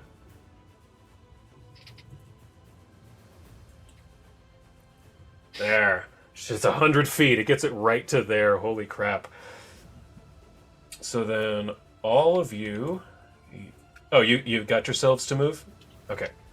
So then those of you who are on the Windseeker, please move yourselves back to it. Anyanka has steered it into place, and she runs over to here to aim the cannons. She just runs down the line, aiming the cannons directly. And that brings it to the end of her and the Windseeker's turn. Sarah, you're up. Everything is ready. It's positioned. All you have to do is fire at this point. All right. But yeah, is there anything you can do to make it better? That's what I was looking for. I'll say at the very least you can aid with a skill check that you have. You can pick which one and describe how you aid with it. Sweet.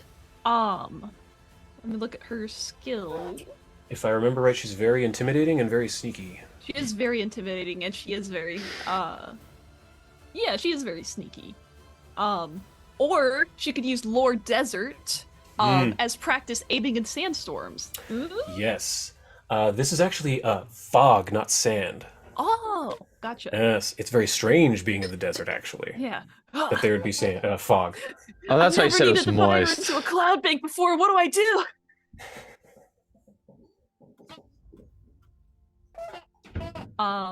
Then she'll try intimidation to kind of like maybe whip everyone into shape. Great. Okay, so roll that publicly. Say 34. 35. Yeah, that's enough. So I will, since it's a saving throw, I'll give it a -1. I'll give the bird a -1 All right. to its save. So in fact, I'll just give it. Yeah, just a -1. So you take 1 action to intimidate the crew and whip them into shape. 1 action to fire. Yes. All right. Oop, not +1, -1. Okay. All right, let's see. I gotta be right back in a second, but I gotta see how this turns out. Okay, reflex save. So it needs to roll a 44. Oh no. Oh, such a slow die. Come on. Where's it going? Oh, it's so slow. It's a nat 1. Oh my It's god. a 28. Critical fail! I will take a screenshot. I will show you in Discord. It critically failed. It critically Holy failed. hell. I've got fucking 80s music, like heavy metal happening, and like the fucking solo started right Yep. as you said nat 1. There, I'm sending Oh my it to God. Discord to prove it that I'm not fudging anything. Nat 1 for a 28. Oh my gosh. That's Holy crap. ridiculous. Okay. Wow. Critical failure. The target takes double damage and is knocked prone, falling to the ground if they were airborne, taking fall damage as usual. So, regular damage is... Oh my god, where is it? 20 D12 piercing damage. So someone roll 40 D12 in the chat, please. Let's say Sarah, since you got the fire. Yes. She's You been got missing it. the whole time. I 40? think Sarah should Roll it. I'll be back in a second to Yeah. see the results of this. I'm so 40 excited. D12. Yeah, is there a command I can type instead of like tapping the D12 maybe? 40 times? Yes, /roll space 40D12 Slash roll space. 40 D12. Yeah. Oh my god. my God. 238 damage. Oh my. I need to whip out a calculator for this. 3. Oh my god. Wow. Oh wow. Whoo! Yeah. That was a lot. Okay. Yeah. Jeez. Whoops. Jeezy crazy. That did an insane amount of damage. So all of you working together, you line up these shots, and how? Just describe this. How does Sarah make this insane shot?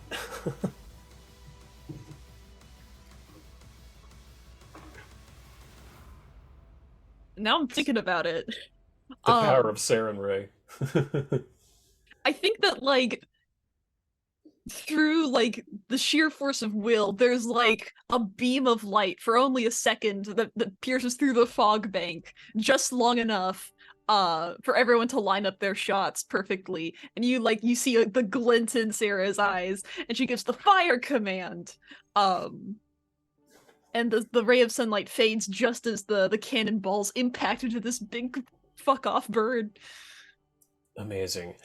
And the blast of the cannons roar, ba ba ba ba ba. In fact, I need Con and Adelina to roll reflex saves because that was redonkulous. Yeah, you got it. To hold on to this cacophony of, oh my god, that's awesome. So Adelina, 43, you're good, Con. You critically succeed. Adelina reflex because you have evasion, so any success is a critical success. Yay! That's such a good ability. Adelina rolls a 2, so she's going down. You, Con, because the bird goes down. This critical failure means the bird hits the ground hard and takes an additional 15 damage as well. I think of fall actually damage. give Adelina another we'll use one of Bix's hero points. Oh, okay, great. So, because she rolled a nat 2.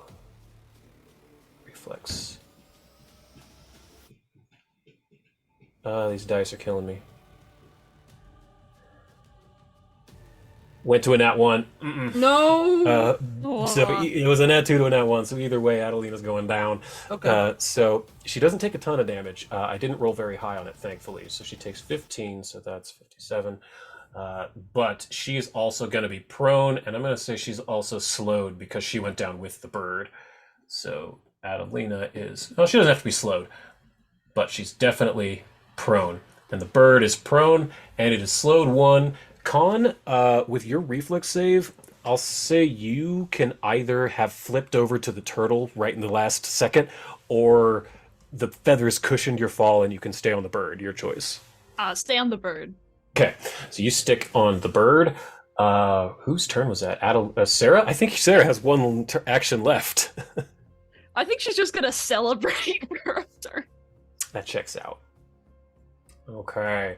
Sarah finally gets a good moment. The turtle, however, wants to get the hell out of dodge. So Monhatnus is going to with Dahafrin and Gunnar. Gotta click Gunnar as well, so I can take him with. It's just gonna try and book it out of here.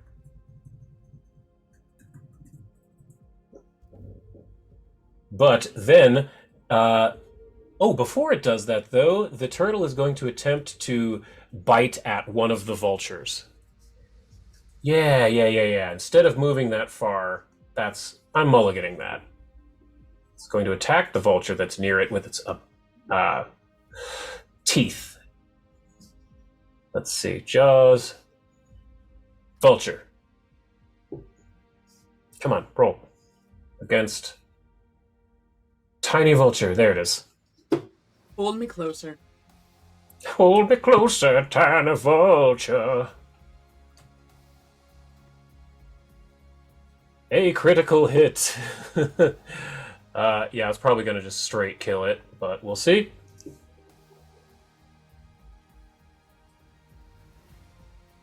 So slow, dice. Yes. Monhatnus just snaps the vulture out of the air and is going to attempt to snap at the second one, but it takes a penalty.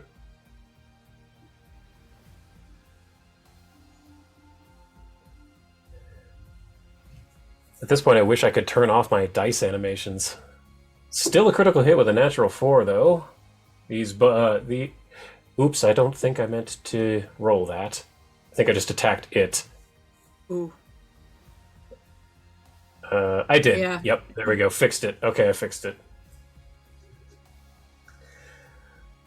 There.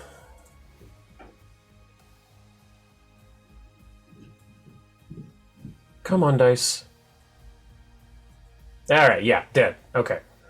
So 2 of these vultures are now...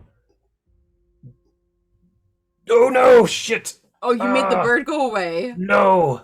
Not what I meant. Yes, we won! That was... There we go. Wrong bird, wrong bird! Wrong bird! It's bigger! It That is. should be about... It's smaller! It's roughly... That was so Hard bad. to I tell. apologize. Vulture It's okay, 7 it's is falling. dead. Yes, there we go. So 2 of the vultures are dead. And then the turtle starts to move a little bit north, but I need to move it out of the way to get to Gunnar. There he is. And then Gunnar is still on top of it over here. Okay, that's the end of the turtle's turn. Zavid is now up. You are on the Windseeker itself. So we have witnessed a very successful broadside against this bird. Con, you're up So- on deck. Realizing that, like, we're kind of rolling into something a little bit scarier. I need to check my spell sheet because I don't know if I don't think I have prepared something to deal with the fog, but But the druid might. the druid, our druid? Bix. Oh, Bix. I'm not sure if he does, but Bix might have something prepared. I'm gonna yell out to Bix like, "Hey, do you have a way to deal with this fog?" I want to cast and then I'm- hallucinatory terrain. So then it doesn't look like there's fog. It looks like there's a globe of water that we're all in. Ooh. Kind of like the water blitzball stadium. Interesting. It's not Bix's turn, but that's interesting. That's what I want to do. Mm-hmm. It's good for 10 Uh, minutes. I think what I'm gonna do. Can I see? Do I know if this is magical in nature? The storm. Or this, Roll like- a nature check. In the tower. Okay, nature. That is the wrong character sheet. Hold on one sec. Yeah, Zavid. Oh, I wish I could use his nature. His is actually good. Oh, Gunnar's? Yeah, it's real good. How's it an 11? No, you have no idea if this is natural or magical fog. You don't know much about fog. Could be either. Okay. All right. Shit. I'm gonna rush up to the front of the deck on trot, Yeah, on rod trot, so I sure. can so I can get this stuff, and then I'm going to make another attack against this this guy, this Birdo. this bozo out here. Let's see. It's like the Spirit Blast one. Yeah. Oh god. Listen, if it's not going to chill the fuck out, I'm gonna blast its soul into pieces. Fair enough. And you know, some of you out here are like, that's cruelty against animals, and I'm here to tell you, yes. And so what? So what? So you concentrate ethereal energy and attack a creature's spirit, dealing a lot of force damage on a. It has to make another fort save. So I'll do another invoke true name. I call out to it, and I say, This is your last chance, Dwayne. You are a victim of Abaddon, the horse. It is making you more aggressive than you would normally be. But are you going to let it control you? Make you suicidal? then I make it do the fort save at -2, please. Yeah. -2. Okay, so I have a -2 on it. Can you or do you want me to roll it or you want to force its roll? I should probably, if I have it on my sheet, I should probably do it. Yeah, Let's see. Because then it'll take crits and shit into account. There you go. So I have the There we -2 go. up in there, so you can go ahead and make it roll. What level did I have this prepared at, though? I had this at 6. Okay. High. It's not on my sheet. Oh yeah, it is Spirit Blast, level 6.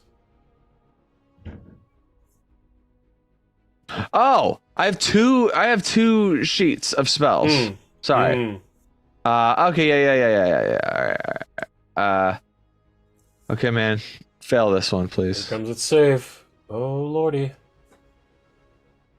Nat 15, 46, critical success, no damage. You critted just barely, just perfectly. And that was at a -2. Even with Yeah, that even was with with that, the -2. Yep. I go to shoot it and just or I guess it misses. It just hits the fizzles, sand. Yeah. Con, Yeah. you are up. This bird's on the ground. It's seeing stars, essentially. That broadside made it fall, and you managed to ride it down like Slim Pickens riding the bomb in Dr. Strangelove. I've never watched that movie, but I've seen that scene of the guy on with the on fucking atomic bomb. as it's going down.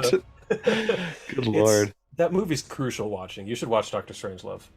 It's just for the scenes, like, you know, it's like Rosebud and Citizen Kane. I've never watched Citizen Kane, but everyone knows the scene where it goes Rosebud. Yep. It's iconic. Speaking of iconic, you're muted. I was formulating the joke in my mind, cruelly ironic that I couldn't have made it anyway, as I was muted. So you Cruelly ironic or cruelly iconic? I'm gonna give this bird what for? Can I stab it and hit? You may, yes, rapscallion. I'll give you what for. Does hearing what Zavid has to say, he's making some pretty convincing points. Could I make a nature check to be like, what's this bird thinking? Absolutely, sure. Roll that in the because I want to know if I should stay my blade or not.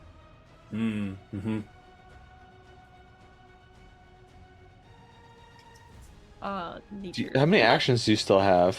Oh, I haven't taken any action. Yeah, she hasn't done anything. Okay, I think if you want to really intimidate it, like right now you're just doing like an insight or something to like get its attitude. But if you want to intimidate it, you have a bunch of like demon rats that you could summon, and you could tell it like, "I'll let them eat your corpse when you die." But that's your choice. I forgot about the devil rats.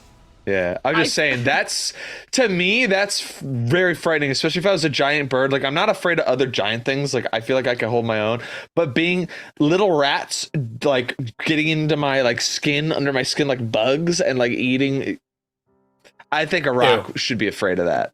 Yeah. Extremely good point. An extremely good point. Are the devil rats something I can just summon out of the ether? I think so. Yeah, I've got the I thought devil they rat were. swarm on my. They're only level 11, so they probably won't do much to this thing. But you could do that's it. fine. I don't need them to attack. I need them. I need them for my PowerPoint slide. Devil You rat swarm. sent the rock a PowerPoint slide of why it should join us. Exactly. Section B, eaten by rats. Something you'd No. want to avoid. Yeah. I don't imagine this is on your list of things that you'd like to happen to your body. I mean, we would rather have an epitaph honoring you, but if you want that, I mean, I'm trying to drag it onto the. There we go. Devil. Yeah, I think rat maybe swarm. Khan Bam. is gonna take a stride action to leave the wing and get down to its face and like maybe lift up one of its giant eyelids and be like, he's right, terrible things can happen to your corpse out here in the desert, alone, unobserved. Good God! Roll an intimidation publicly, and then I it just drop opens the its rat eye. suit. It's a little bit hallucinating. It sees you with like slick back hair and like a tuxedo like suit and like a little scar over your eye like a mafia boss. Like you'd be sleeping with the fishes, the sand fishes. All right, that doesn't give it any mechanical effects, but it is freaking out a little bit. But with these, and then I'm just gonna have the devil rat swarm just climb over its face, like not bite or anything, but just like I think the physical sensation of having a bunch Creepy-crawly. of rats run over Scurry you over. is gonna Yeah. gonna Like be that. like a Especially bad localized to the head. It can't Yeah. do much. It doesn't have like hands and feet can't really reach, so it's kind of at your mercy in that sense. feeling. Yeah. that's horrible. So Khan isn't mechanically attacking this round. She's just trying to make the bird feel gross. Anyway. You succeed in that. So devil rats do that. Gross. So it is this vulture's turn. Seeing targets nearby, it is going to swoop over to Sarah and beak attack her. This music is incorrect.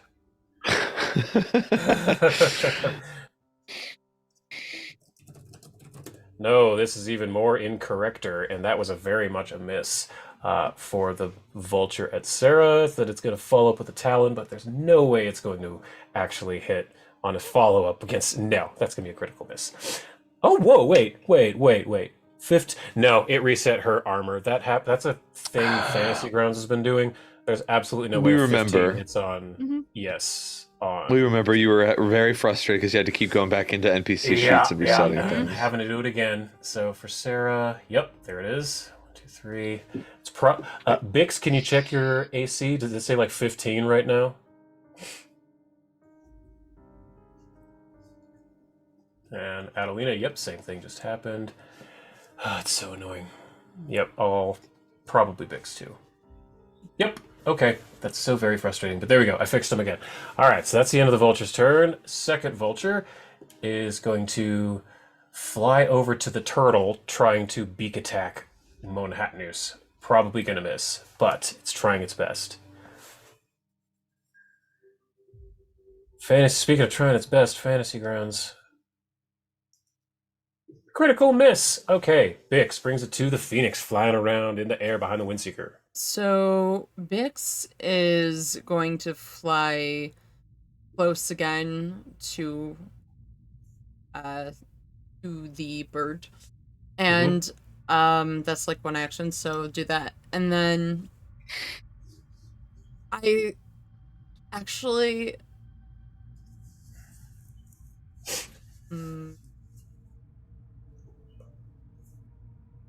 I want to do Cursed Metamorphosis on the bird. Okay.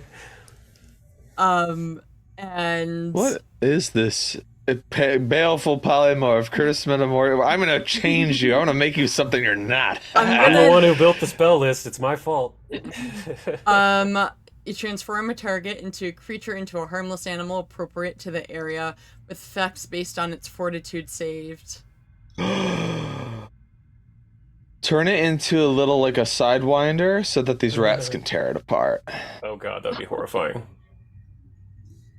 Honestly, I want to Give it a try. Yeah, I'm gonna see if I could do it. Do it.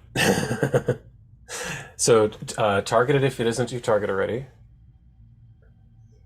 By control click. Control click. Then we'll try Yep, that now again. it's your target. And then, ooh, that's pretty high. Natural 17. Yeah, that's a critical success, unfortunately. That's a 50. So it did not work, did it? It did not work, unfortunately.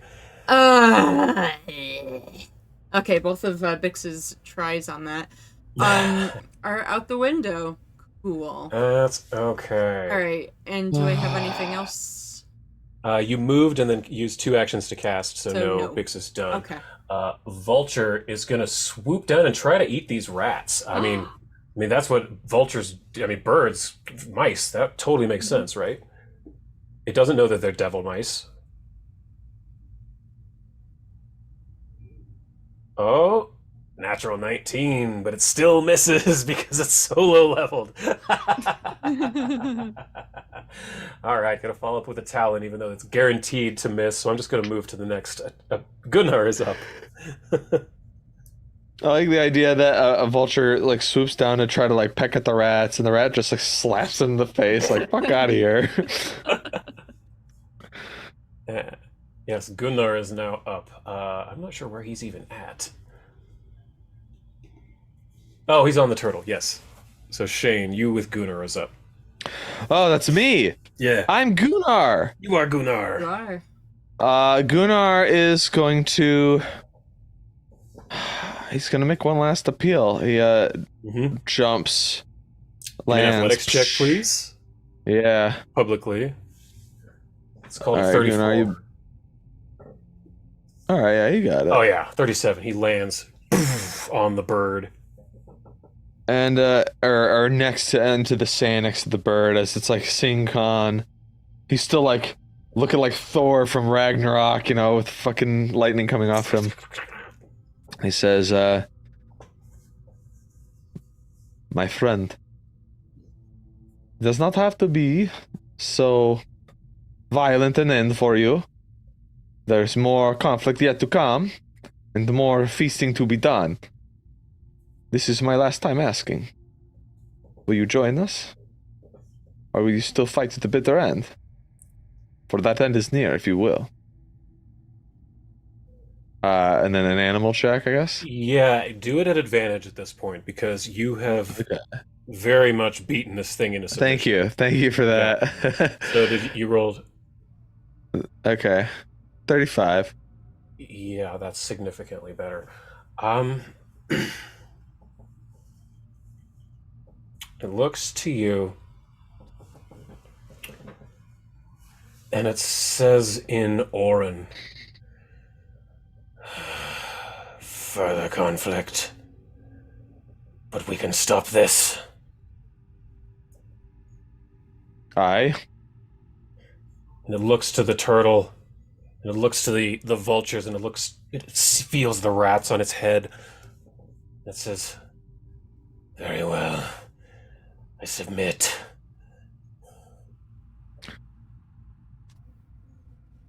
Understood. And I don't know, I guess he'd maybe use like a prayer to actually hold on, he's got some cool actions. Oh, you know what? He's gonna use an action to electric arc to heal the rock. Does it heal him or is he just immune? Technically it's immune, but this is cool, so I can say it'll do that. I do that, and then it flies over and hits the vulture that's right next to him. Just roll the damage on that vulture. It's just gonna pop. Oh, sweet. There we go. Electric arc. Oh, They yeah. don't have many hit points. Oh, that actually does not kill it, but that does quite a lot. is quite hurt. Culture 3, there it is. Yeah, just and then as it's quite hurt, I imagine the entire mass of rats all turn towards it at once, realizing there's blood in the water. They can just fucking take this. In Infernal, they're probably like, looks like birds on the menu Birds back tonight, on the menu, boys. boys. Yeah. But Gunnar will relay this to everyone loudly. Hey, we found a new ally. Well done. You did indeed find a new ally in this bird. It has given up. I had 2 other phases planned, but you guys kind of beat this thing senseless. I feel like Mahatnus too is just sitting here kind of looking at the bird on the ground, and the bird's like glaring at him. He's like, Hey. just roll with it, man. No hard feelings. Like, the world's gonna end if we don't do something, so. Welcome to the club. So, I think this is a great time to take an intermission. What do y'all think? God, Hell yes. Okay, great. Please. So we'll be back in about 10 to 15 minutes, everyone. Hope you will join us. Lux Et Umbra has defeated the Rock, Dwayne, and we'll see what happens from here. Hope you'll join us. See you in a bit.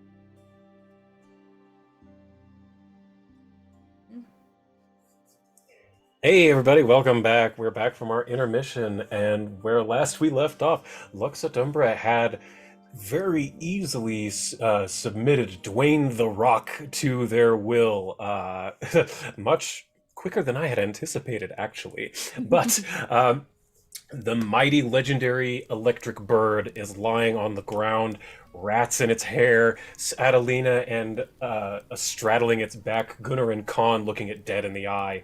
The Windseeker hovering above, having just released a mighty broadside, and Monhatnus the Ancient snapping at the few straggling vultures that had been pecking at you momentarily. Things seem to be calm for the moment. And in fact, I need to change out my music. This is not correct anymore. But we essentially come to a moment of calm. You're out of combat, and you have a moment to kind of talk to the bird. I have changed him from hostile to friendly, because you have proven yourselves strong, and very specifically, Gunnar has proven himself a creature of lightning. Yeah. I think I fully expect Gunnar to ride into battle astride the legendary rock, with like lightning coming down. I feel like Njord is very proud right now. Like, Yes. as far as a god can be, I don't Oh. think he's the chosen or the champion of Njord. He's just like a guy that believes in him and has That's some correct. lightning. He is explicitly not the chosen of Njord. But he's definitely bringing honor to this religion here. And I feel like whoever the chosen of Njord is, if they're fighting in this battle and they look and they just see him riding the rock, he's gonna be like, "How come I didn't get a rock? Wait a second, I thought I was the champion. This sucks." Right. But But yeah, Gunnar has brought great honor to Njord this day. I mean, with Mohatanus has got a lot of hit points, but do they have any ways of like, do they attack? Are they able to like do attacks and stuff like that?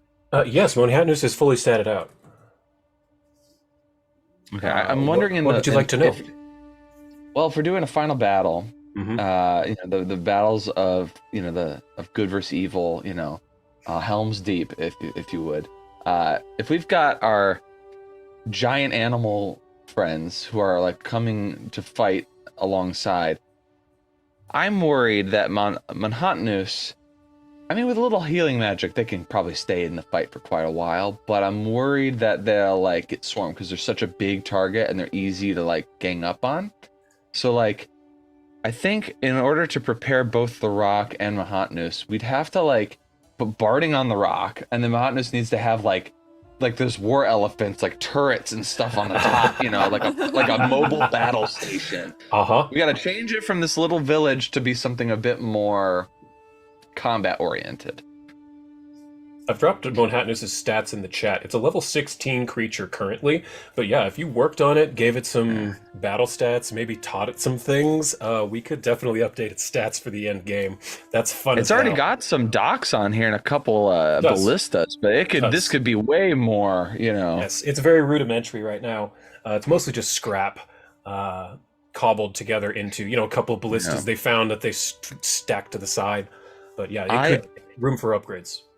I would just mention this to the halfling crew, like, hey, well, they're all the way out there, so I guess the Ceranulia would be the best one to talk to about this, because she's got a vested interest in this turtle that she's grown up on. Unless we give them a call on the cellular phone. I don't want to bother them. They're busy, I'm sure. But they know that the turtle was in danger. Yeah. Yes. Hopefully that guy stopped having seizures the moment we made the rocket fan. But yeah, I mentioned that out loud because I wanted to know about like preparations we can make for both of these now giant war beasts. I mean, I feel like at least in the case of Mahatnus, they don't want to go to war. They're very probably gentle beings. So just outfitting them with people who will fight on their behalf so they can just like carry them like they're used to doing. Might be better than asking them to like actually like make attacks and stuff. Monhatnus even does speak a bit of the Terran to Gunnar, as it was the one communicating to him, and says, "I want to help." The way it speaks turtle is a lot like Dory speaking whale. Yeah, well. Thank you. Yeah, Gunnar. I don't have much to say for Gunnar. Because I feel like he's. I mean, you can actually RP Gunnar now. Now that we're out of combat. Oh yeah, that's right. It's me. Yeah. Oh, mighty Dwayne, we know that you have a lot of hungers in your belly, but if the end comes, something even hungrier than you is gonna come and take and eat everything that there is to eat. So if we don't take down this bigger hungry thing, you'll never get to eat again. I do not want that. I am the leader the owner of my domain. Yes, well, you can take command of it by helping us. We'll help you. And again, Gunnar reaches down and casts another lay on hands into the bird, healing for, what was it, 90? Something like that? Yeah. It was quite high. Yeah. Does 90. Anyanka, as a wizard, does she have like that spell, transfer knowledge or something, where you like can take a 10-minute explanation and as an action just transfer to a willing creature? It's like a wizard spell or an arcane She could spell. learn it. I don't think she has it currently. But yeah, that is a wizard spell she could learn. I know that would be a great way to get this rock up to speed instead of putting them through the whole lecture She while has they're just comprehend sitting there in the... language. At the very Huh? least. Yeah, I mean, I don't know. This thing is like, right now we've got an audience with it, and I think we've told it there's this thing, but I don't think it knows. It hasn't seen it. It's only hearing about it, and I feel like I wish there was a way we could show them, almost like visually, that this is happening. You know what I mean? Well, what options do you have for speaking to this thing? Because again, Anyanka could just cast comprehend language on it. Someone's got tongues, right? Who has tongues? She might also have tongues. That's Because comprehend means you understand, but you can't speak the thing. Tongues allows you for two-way communication. I believe Anyanka does. Let me double check. Somebody had tongues. Was it Reese? Ma'at Did Reese definitely have- did. Ma'at definitely had tongues. Oh, it was Ma'at. And Ma'at Yeah. passed it. Okay, Yeah. yeah. So- Anyanka only has comprehend language. What if, in order to visualize, Bix does his hallucination thing? Would that All right. work? Yeah, you could make a hallucinatory terrain of the night sky Yeah. to talk about the planets. Yeah, so have Bix cast that. Great. That is a great usage of that spell. Holy shit. So, Saint BX9, who should no longer be a phoenix, but I don't care about changing that yet. Hallucinatory terrain. Yes, I can definitely show this bird what is going on with the skies. Oh wait, that's the wrong character. Yeah. I was Yeah, gonna say, completely. Carl, Mr. Carl Fenebex Sagan? or whatever. I don't remember what Bix sounded like. Fuck The it. flesh is weak. Yeah, the flesh is weak. No, that was completely the wrong character. But Bix made. Oh wait, it was Obi-Wan. It was It that was voice. Obi-Wan. That's what it was. Hello there. Use the force. Oh, no, I can't do it. It's gone.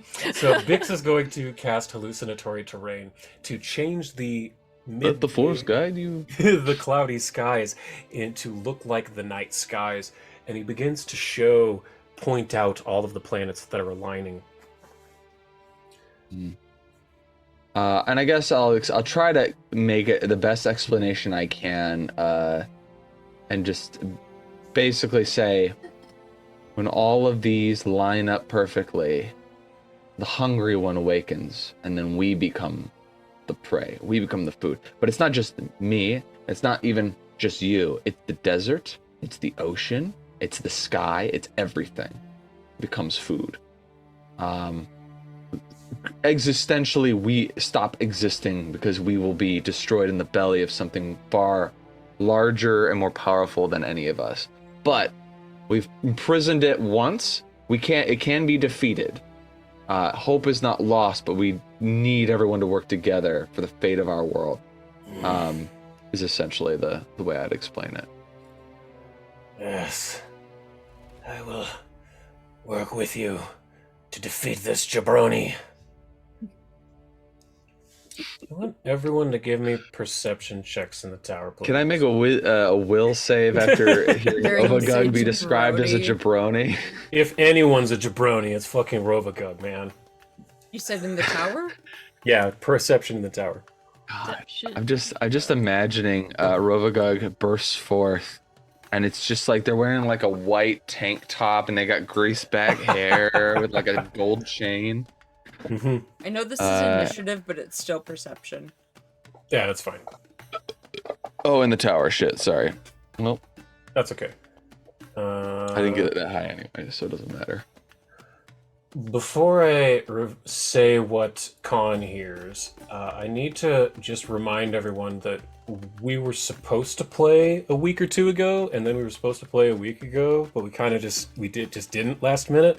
So if the timing of this seems a little weird, just keep that in mind. Khan, off in the distance, you start to hear over this slowly abating thunder from this fight that you had. You start to hear Santa? bells?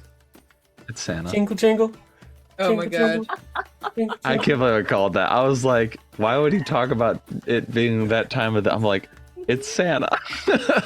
As you are looking around, Khan, you're trying to find the source of this. You hear a booming laugh from directly above you. Ha ha ha! Yes. Riding upon a red wooden sleigh pulled by flying, jingle bell wearing dachshunds God. is a sharp-toothed goblin with a white What the beard. It's and a huge! large- that's more of a you're looking It's down and it's closer perspective. to the camera. It's perspective. Yes. Oh, I see. It's purely perspective.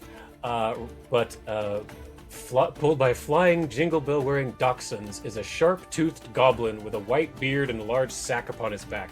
Give me DC, either society or Reese. You can do your. I know you have orc lore, but I'll call it goblin lore if you want to roll that. And it would be 34 for your orc lore, or 38 society. Anyone publicly can roll any of those. Honestly, I don't know this. I'm not gonna roll shit. I'm Oh, gonna so go close. society Oh. on that one. Okay, so you're looking for 38 society. I really wish that Khan nailed that. Oh no, none of you know who this is. No, Uh, Reese wouldn't.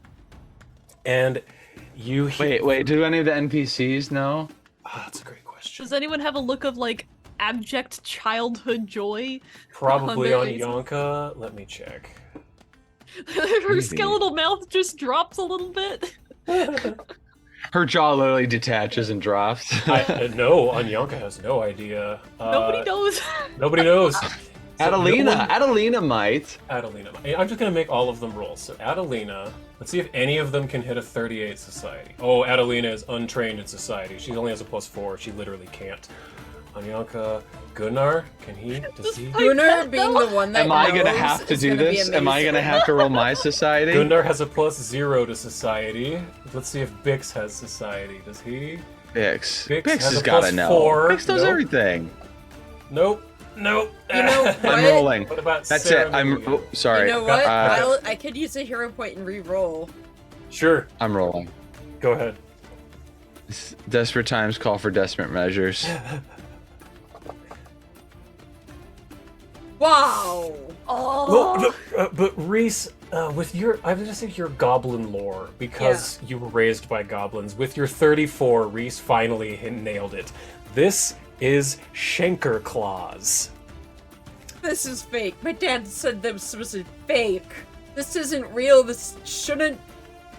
What the?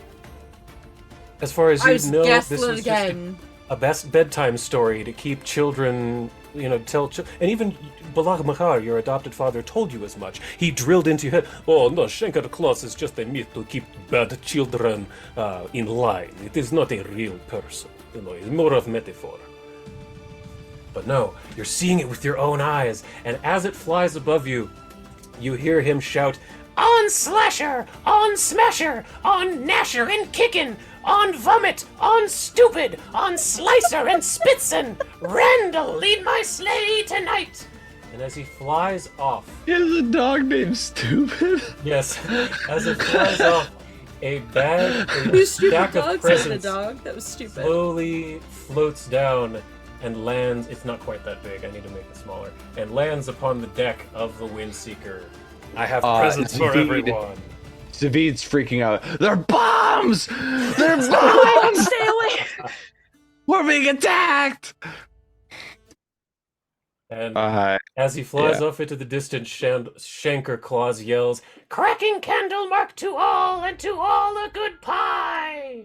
and flies off into the distance. as you do, I'm loading a cannon. I don't get it aimed in time before he like leaves, and I'm just like, I'm thinking this thing is attacking, and I kind of like warily look at this pile of presents, like, uh-oh. Reese is the only one who knows what's up, even though you thought it was a myth and just a Yeah. thing to keep children in line. Yeah, Reese would have Can never I thought it was examine them? Yes. I tell them people don't touch it. real. Reese just Don't. goes over, like, no big deal. Don't touch it. Reese, I want Reese, a what are you doing? perception. It's Okay. no, it's, Roll a it's perception. fine. Oh, wow, really high. You can see that in this pile of wrapped gifts, there seems to be a name tag on each one. I take an object and I poke each of them to see if they're not like mimics and like sticky, and they're Nope. and if they're not okay.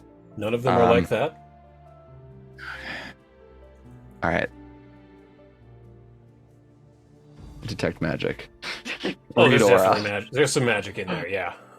At least I'm pretty sure, yeah. Yeah, there's magic. I in look there. to Reese. Reese, you're so unbothered. I'm like, why are you not afraid? This thing just dropped these out of nowhere. We have no idea who that was. They're not supposed to know we're here.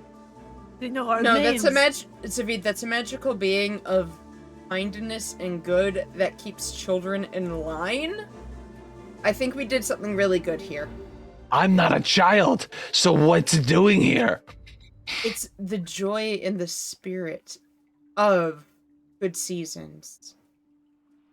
And if everyone is good, What's the holiday that it's the Candlemark. yeah, Candlemark? Oh, that's nice. during Candlemark, sometimes you get a present or two, but if you've been real bad, Oh, I see. It's one of your surface holidays. yeah, that thing wasn't supposed to exist, but it does. My dad told me it wasn't real, but it's my dad, so Wait. I'm sorry. We believe in Rovagug, the hungry one, but the goblin on just an enchanted sleigh that's too that is unbelievable. preposterous. That doesn't exist. I feel like that's a little Apparently. strange, but all right. Like, listen, my horse flies. Okay, Yeah? all of our mounts fly. It's not weird to have these dogs fly too. I feel like this that's isn't that weird. That is really weird. How do all the presents stay on the sleigh? A bag of holding, obviously. Like, it's not that strange. Well, you made it sound Sorry, worse. Oh, no, it's funny. I'm having fun now because I know that we're not in danger. Haha. All right, I want to open mine, and I grab my present. Okay, you find a pitch black present with a black silk bow with the name tag Zavid, and I'm dropping that in your inventory. It's literally called pitch black present. I hug the box. I'm like, I've always wanted the box. This is so nice. It looks really nice too. You What need can to I open even put it. in it? You open the box. Well, I will when I have something to put inside. I have nothing. No, there's right now, something but- in the box already. You need to let it go. Oh, I thought this was heavy, and I'll open it. I'll be gentle with it because I want to keep Sure. the box. And just click the item that's in your inventory. Again, it's called pitch black, so it starts with, it's under the P. Okay, it's loaded my inventory very slowly, very slowly. Under P, Yes, it should be. What? Pitch. I open it, Tables and just like a inventory. boxing glove on a spring, just. Wait, I don't see it. No, that's weird. Let me drop it in the there. There we go. Oh! I see. You why. made I it see. money. Check out the look in the chat box. I see it. Yeah.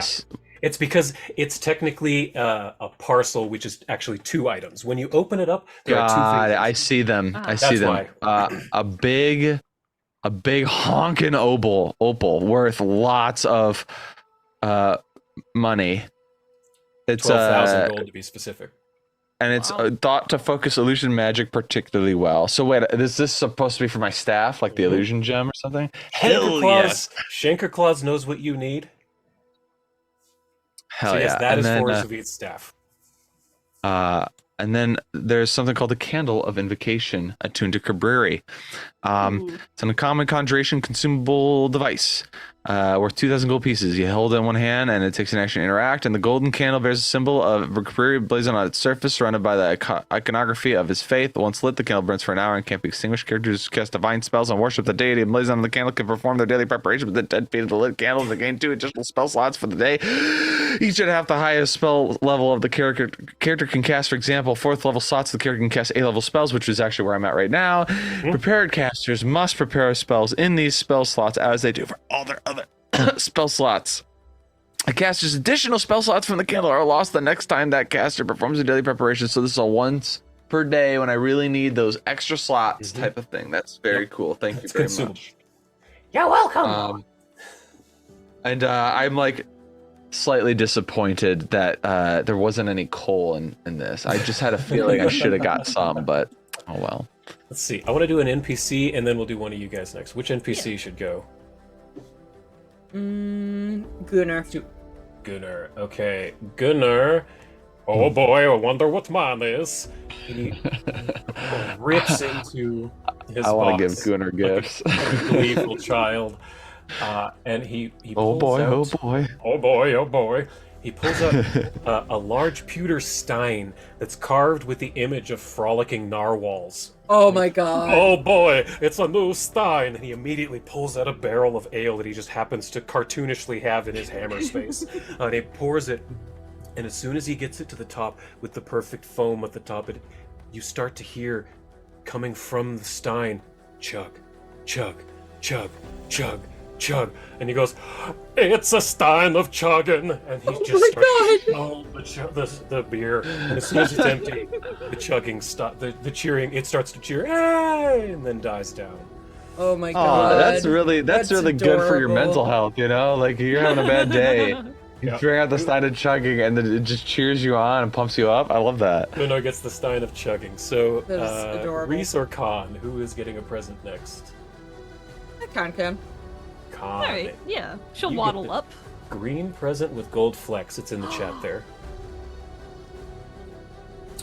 Oh, and Zavid, I don't think I actually gave you those items. Sorry. No worries. Yep, so green present with gold flecks in the paper. Yes, Khan pulls out a bottle of bluish liquid inside. She like holding it up to her face. She takes the cork off and like at a distance gives it a little sniff. So you've got some So- blue goo? All the- this can hurt people. Oh, that kind of blue goo. Got it. It's just Made- antifreeze. It's modern day antifreeze. But hey, if you put that into someone's bloodstream, Yeah. Yeah, made if from- someone consumes this, they will die. Yeah, made from a carefully distilled blend of serpentine hemotoxins, the fast-acting cerulean scourge is infamous for transforming the blood vessels near the original wound, which glow with a bright blue light before painfully bursting. So it does a is shit injury ton of poison. damage. Yeah, injury poison. Just tons and tons of poison damage. And then you also got a second thing. Yes. Sphere of dilithium?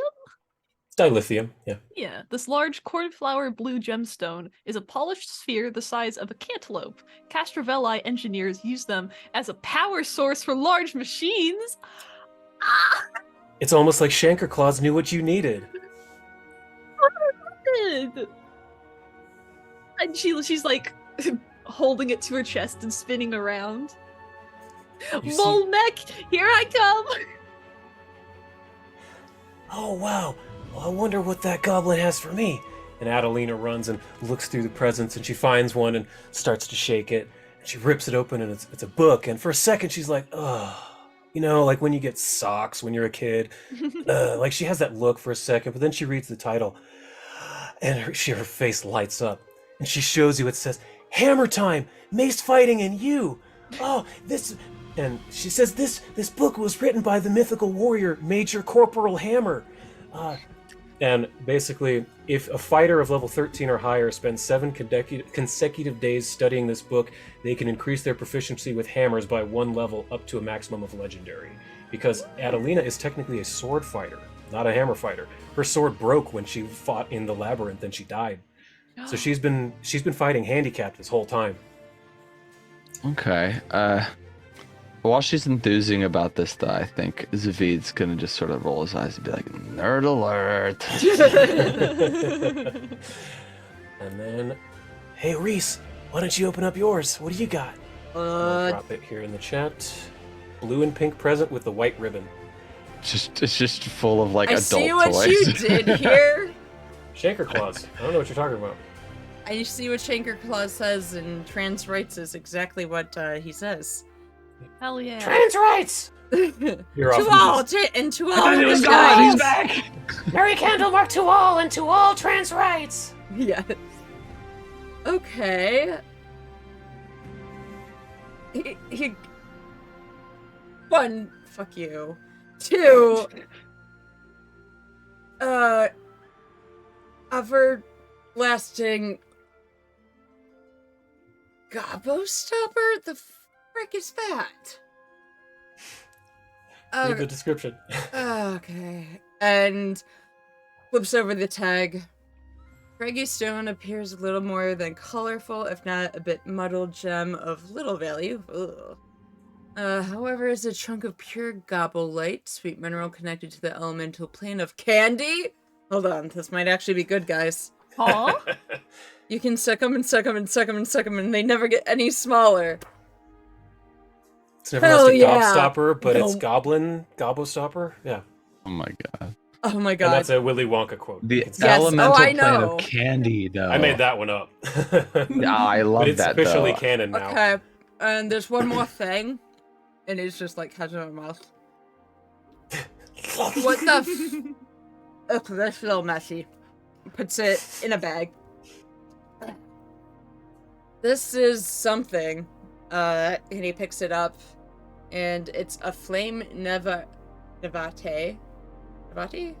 Navette, I think? Navette? I'm not sure. I've only seen it written. Yeah, this piece of bronzite is shaped like an oval with points at both ends. He has carved a flame. It has a carved flame at its center and is traditionally worn over the heart. You can activate only 1 flame navette per day. When you activate it, you get the benefit of a fighter's determination class feat with a counteract modifier of plus 22. If you have the determination feat, you can use your own modifier if it's better. Okay, now what So determination... English. Yeah. What it basically gives you temporarily, it allows you to become a fighter for like just a short second. And what determination does is you can essentially say no to a spell. Ooh. Fighters are just able to like tough through some things if they take that feat. So you roll a thing and you counteract it. Essentially, it's like D&D counterspell, except it's more like you just go Ooh. Yeah, but it's a consumable, so it lets you do it once. So like if you get hit with a really nasty spell, you can use that and just It's legendary resistance for a character, essentially. yeah, but you have to roll for it. Oh, okay. But it's still good. Okay. Yeah. All right. I mean, I think D&D fighters get that at level 9 called Indomitable, where they can Yeah. re-roll Reroll. saves. Yeah. Yep. Damn. Okay, so, and that's once per day. Just once. It's all 3 of you got a consumable item. Okay. And then let's see. Anyanka got something, and who else? Gunnar Yanko got gets his. like a He pops the little candy set back in his mouth. of like Yes. bone cleaning tools, like almost like a paleontologist like excavation set, but it's just to maintain her like skeletal form.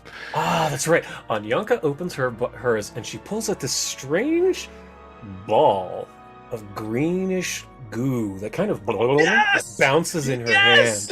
You know, I asked you in a DM, hey, what was that thing? And I'll even say, Zavid, you recognizes it because you were the one that told them. You were the one that brought it up. Anyanka pulls it and goes, Okay. What is this strange? No, I know what this is. I know what this is. All right. Here, I'll link it so you know what it's People called. don't understand something. The elements are not air, water, fire, and earth. That's not how it works. There's hot and cold, fire and ice, right? But then there's the elemental plane of candy and the elemental plane of slime. And the elemental plane of slime has mystical powers. You have something here that is very magical. Do you have any, because she's wearing kind of like, not much, because she's a skeleton, I'm guessing. Yeah, just sort she of basically just has a hat. Oh, wait, no, I have an image of her whole body. Hold up, let me see. Do you have your old clothes back when you were alive, or something that would fit, more Dwarven form? Here she is. Ah, yeah. Oh, here's what she's wearing. She's wearing a witch's hat and a skirt. Like a long skirt. Here's what I'm gonna say. You're about to flash everybody with a new body, so be aware of this. Well, so you know, it takes a little bit of time to, but that's how it's not instantaneous. Oh, I thought it was just gonna like. No, it's gonna. Let's see. This bright Unless gleam. it starts with the jugs. Right. It starts from the jugs. That's starts right. with the jugs. This bright green blob of slowly undulating ooze mostly maintains its spheroidal shape, often used to protect and preserve delicate plants and artifacts. Some creatures can learn to live symbiotically with the flubber if that creature doesn't need to breathe. That is, can be used to create a gelatin from a skeleton. So yeah, she will be able to. It won't take much time. Essentially, the downtime between now and when season 4 act officially starts, she'll be a gelatin. Hell yeah. So, Danyanka gets the blob of flubber. Saranulia, let's see, she gets... Cole. She opens up her gift, and there's a small silver skeleton key. And she understands, oh, this is a sneaky key. They were developed by the Paladins of the Silver Hand. And basically... Well, mechanics, she wouldn't say it like this, because it basically allows you to pick a lock using stealth instead of thievery with a +2 for a minute. Because her thievery is bad, because she's a paladin, but she's got crazy good stealth. So, and that's good she's a liberator, and that would be good for freeing slaves. That's her whole thing. So she gets a sneaky key, helps her with freeing people in the future. Sure thing. Lastly, our good friend Bix, Saint BX9, opens up a present. And there's a humongous bow inside. It's about this big, just not like a shooty bow, like a hair bow, but it's about about 2 feet across. And he looks at it and says, "Ah, I see. This is perhaps a bow of humanoid form." And it puts it on his head, and whoof! Bix immediately turns into a strikingly handsome human man. Yes, I think this will do. But he still has the huge bow on his head. And I did say specifically that this hat casts a 5th level humanoid form spell on you, but this headpiece only ever appears as a massive bow. So Bix now looks like a very chiseled-jawed, attractive human man with a huge pink bow on his head. I wouldn't kick him out of bed. But being an android, he does not understand how silly he looks. Yes, I think this will do in public. Keep the conspicuousness to a minimum. Very. Yeah. I think it's quite striking. Uh-huh. But Merry Candlemark, I believe that's everyone's present. Yay! Thank you. Thank You're you. welcome. Con, Again, that was supposed waves to be a the week or sky. so ago. You see just a tiny glint out in the distance. Ting! Gotta find Bix's picture again. But now that that's over with, how are you getting back to home? I think that's a thing you should probably all discuss. Taking the ship. I think that's the whole reason we got Taking the ship? Yep. Ship. I think that'll probably do us. Eventually, I'd like to get back home. Up in the Northlands. Didn't all of you say you had to go up there? Yep.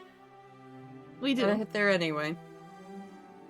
Well, if you all don't mind, I think we can Get out of this desert. I'm ready to get back to somewhere that isn't quite so hot. I'm ready to get the hell out of here like I was when I left the first time. I do think we might need to stop by Shadow Valley. I definitely need lab supplies. Even just to check in on how our kobold friends are doing. I might have to Oh, kiss a hey. man or something like that. I don't know. You can definitely stop by your home. You said it's on the way, I think, yeah? Mhm. Wonderful. I'd like to see this Shadow Valley. I've heard so much about it. Oh, definitely. Anything that isn't this desert. So, Gunnar goes, and after he takes his stein, he's basically going to be inseparable with them, that thing, from here on out. And he runs up to the wheel and says, "Co-pilot check. Everybody good. Off we go." And the Windseeker hums to life, and you slowly take off from the desert sands, lifting higher and higher. Below you, you can see that Dwayne the Rock and Monhatnus are actually talking to each other. So they're both on the ground. The bird is kind of licking its wounds, but they're speaking because they are very intelligent ancient beings. But you can see that Gunnar begins to move the ship forward, and you slowly move away from the two animals that you've made friends with, allies with. In this coming battle, these legendary creatures will undoubtedly come in handy. You came to Assyrian, and I really wish Shane were here for this right here. So I'm just going to try to riff a little bit more time. We could kind of say what we're doing on like the flight back. There you go. That would Yeah. be good. Go say, what are you doing on your flight out? I think Reese is gonna take the Gabo thing and show it to his sister and be like, dude, you need to try this. It has not gotten smaller and been like it's been in my mouth for like an hour.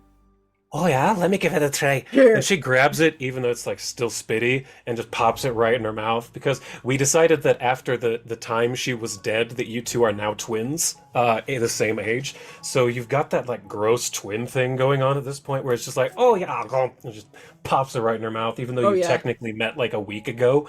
Adelina and Reese, even Con, if you see it, it's eerie. It's like seeing a mirror, because these two just elves who are kind of like children, but just sharing the same piece of candy. And But yeah, oh, this thing is this is really good. I've never tried any candy like this before. You said it's a rock candy. Yeah, it's really special, but it's like goblin made specific. So I've never seen it not shrink. And then she takes it out of her mouth and hands it back to you. Puts it back in his like little pouch. And Con, even as a rat folk, you're kind of like, ugh. Ugh. Con, what are you... Shane, basically all you missed is that Gunnar ran to the helm and lifted up the Windseeker, and it's kind of flying away, and you can see that Monhatnus and Dwayne are talking peacefully. They're speaking to one another. But Con, what are you Okay. doing as you're flying away? I think Con is like cracking open a pack of muffins that we canonically decided she eats whenever she's working now. That's true. The nutritional bit different content is not particularly good, but man, are they tasty. I think she's going to like start drawing up. She's going to make annotations in her magnum opus book. And started planning on maybe utilizing this new power source in the mole mech. Give me a crafting check in the publicly. Got it.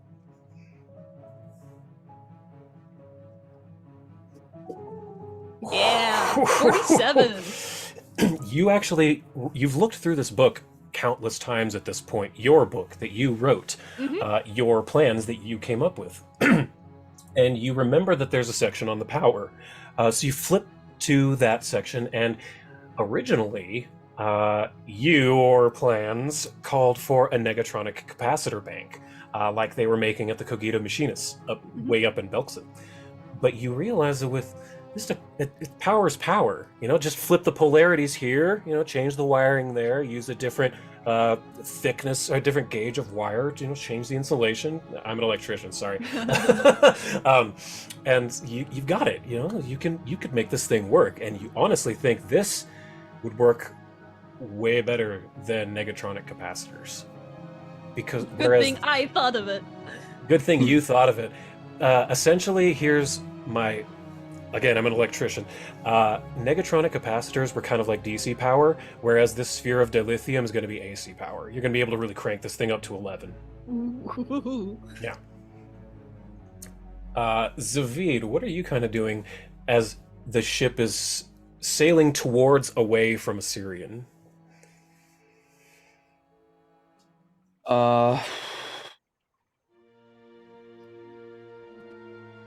I don't know. It feels kind of surreal. I think he's maybe installing the gem into his. I mean, he's already got the staff made, so the gem. This guy's magic and knows exactly the kind of gem that it needs to be. So probably just slides right in. It's cut the way it needs to be cut and everything. Yeah. I don't know how many. Is he missing? You have several. Because you have those gems that you got from somewhere. You got the horde. It was the horde under the water. Yeah, that's right. The dragons, the sea dragon, Cecil's horde. So the ones you're missing, you just need to craft your cut essentially. But you have at least 2 or 3 that are already cut and ready. So in your downtime, you're just going to need to cut a couple of gems. Do some crafting. Yeah, I guess we'd go there and then get. Well, I don't know. Did we already get what we needed from there, or we got to go back? From where? I thought we said to the sea serpent dragon guy that we're coming back, right? I don't recall that. No, I think you just took some gems. Well, I do remember we told, because I have a way to summon them in a pinch, right? And so, but then if that was to happen, he'd be stuck with us. So I was like, I imagine we were gonna go back anyway to drop him back off to his place. So we might as well just say hi before heading over to Absalom. But oh wait, we used our teleport already. Yeah, you sent the Malenki and Pushpa Sridhar back. That's right. To so we're going back the hard way. That's it. Yeah. Got to go direct with the Windseeker. All right. Then that means I would probably be spending a lot of time working on the staff and doing crafting checks to cut the gems that I have with me to get them all faceted and set into the head of the staff. I think the ones I have 2 of. I think I have the necromancy. Yes. And I have the illusion already set in. And divination. And I guess divination, and then I have axiotite already in the head of the thing. So I need 5 more cuts. Yes. Gems. But the opal is cut, you just need to set it in. So you're halfway there now. So should I be making crafting checks? Is that what I should do? And you can give yourself a crafting check. A plus 1 for guidance. And yeah, just do 1 for now. Okay, crafting. Ooh, that was really good. Okay, so you can pick which one of the gems you cut, and that's a proper success. Evocation. We should write these down somewhere, like on your notes tab in your character sheet. Could you write those somewhere? Sure, I can do that. Ones you've got? Awesome. Because that means you're more than half done now, I think. You should have 3 left. Necromancy, illusion, divination, and now evocation. Yeah, and what was the opal again? That was illusion. That was illusion. Okay. So do you have 4 or 5? I have 4, and then I have the axiotite was already there. So what I need now is conjuration, transmutation, abjuration, and enchantment. Yeah, that's correct. Great. I had a lot of wizards. Yeah, clearly, geez. So the days pass relatively uneventfully as you fly over the deserts, because you're able to fly really high. And as the crow flies, it really is not that far from the farther continent. And actually, I'll pull up that map here. Yes, that map. So you started down here, way to the south, in Osirian, and you actually moved towards the east. This is the direction that Monhatnus was traveling to follow that river, and he eventually would have gotten to the ocean, but you stopped the fight early. and so you were able to take off roughly north from here. And as the crow flies, it's not a very far trip to get back to the main continent. Just maybe a day's flight, even. But the We're only flying, and like as you're narrating, you say, as the crow flies, I just imagine Zavid seeing a crow and like shooting it away, like trying to get rid of it.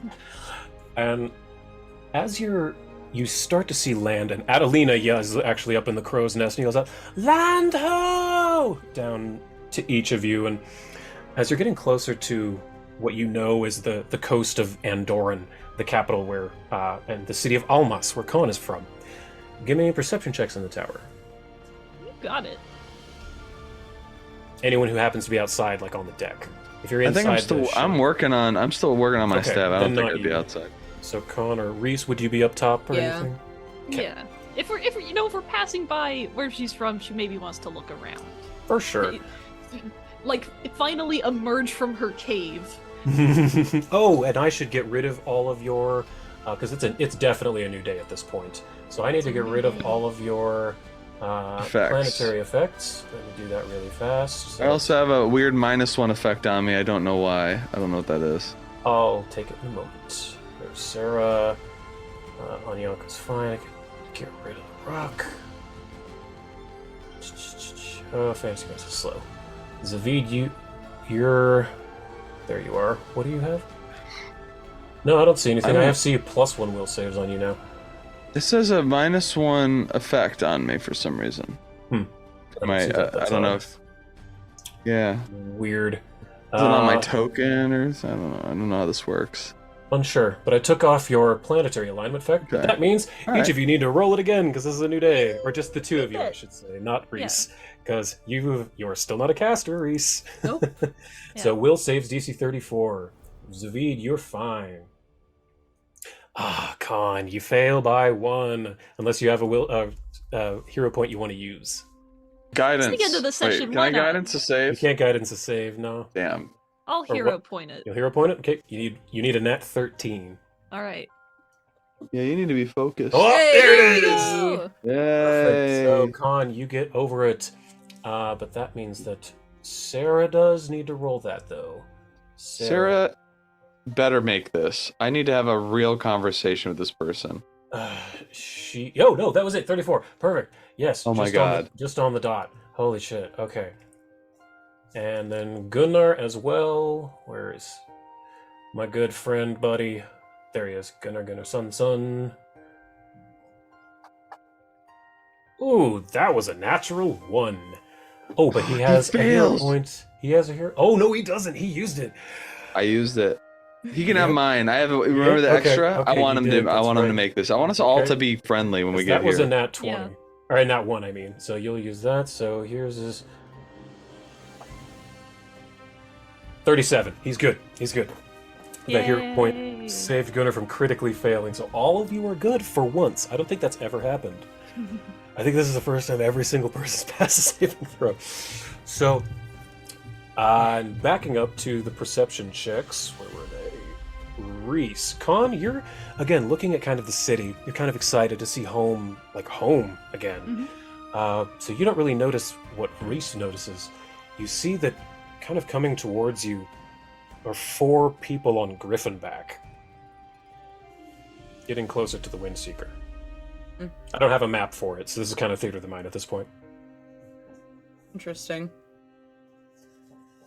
Hey, are we friends with Griffin people who ride griffins? I mean, we took Glyphons to get over here, so Okay, maybe there's some passerby travelers. They seem pretty friendly. Does anyone have a spyglass to like? Oh yeah, Check. Gunnar definitely would. I'll check it out. And he pulls out this giant spyglass. The size of Bad news. They're Griffin centaurs, not Griffin riders. Oh, that'd be scary as hell. Oh no. Well, they appear to be guards. They have armor and spears on them. And as they get closer, these 4 Griffin riders kind of surround the front of the ship, and one of them calls out, "This is the Almas Border Patrol. Please state your business in the city of Almas and the continent of Endoran, and you must declare any fruits or vegetables from outside. So they're sort of hovering around you. They don't look like they're gonna attack, but they're cops. You know, they're border. This is me resisting the urge to just open fire on these fucking pigs. I know. Yeah. I wouldn't blame you, but Please let's not. I have a time-sensitive thing today. Sure, we're almost done. Yeah. We put out our secrets. We're hiding the drugs. Stay cool. Be cool. Be cool. Be cool. It What's is the us, problem, officer? Lux Et Umbra, famed adventurers, saviors of the realm. Actually, roll a diplomacy check with advantage, because at this point, your names are very famous. Yeah. Diplomacy. There we go. Word is spreading. And another diplomacy. Wow. double 25. sevens. Take it or leave it. All right. And one of them says, "Oh, hey, I've heard of them. Yeah, they saved my nan. Oh, hey, let's check their papers, but we should let them through, you know? Trust but verify, but yeah, hey, oh, that's Con the Bloody, that is. Yeah, oh, they're good. No, Captain, they're good. And he waves you all through.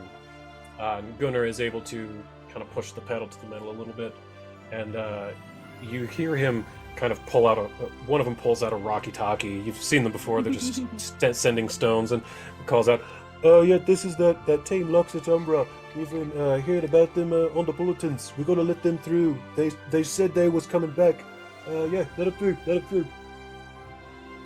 I think this is where we're gonna stop for this week. Awesome. Nice. Having All successfully right. gotten back into the continent of Andoran, across the sea, you have left Assyrian, and you have leveled to 16. Woo! How many Yes. real life months have we spent in this desert It's been place? so many. Oh my god, 6 at least, maybe even more. Probably Like more than at 6. least 6 to 8. Oh, well, let me see. Oh my Episode God. titles. When did you get there? You got there. Because Man. Absalom, I remember very fondly of just being on the way to Assyria. I was like, oh yeah, Absalom fucking rocks. Wow. You got there in episode 9 of this season, and this is episode 28, so that's Yep. 19 episodes in this desert. Yeah, that's more than 19 weeks ago. Way more. Wait, because we took a lot of A lot of time intermission. Yeah. So that's half a year at least. Half a year Yeah. at least, yep. Damn. But you did it. Season 3 is done. You're level 16. I'm pretty sure we're on for next week, right?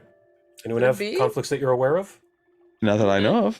Awesome. I'm good too. So we will start a fresh new season, season 4. Hope everyone will join us. There's going to be a lot more chaos where this comes from. We have a meeting with Asmodeus coming down the pipe That's eventually. right. That's going to be a ways from now, but it's not coming. We also got to visit home and Gotta see go our, home, yep. our friendly faces. Mhm. I mean, Yep. geez, does Khan even remember Noala? Like, Great question. That's I a was good gonna question. say it's been such a long time in Yeah, real life. I'm like, I remember her. Yep, but Wow. Anyway, we'll find out next week. We'll be back at Shadow Valley. Think of what you want to do for downtime activities, and please try to DM me between now and next Sunday so that I can properly prepare stuff. Because the next couple of Sounds good. sessions are sort of whatever you guys want to do, just let me know and I'll prepare it. Nice. Yep. But thanks everyone. We'll hope you'll join us next time, and we'll send out a tweet and see you around. Thanks for joining us. Bye. Bye. Bye.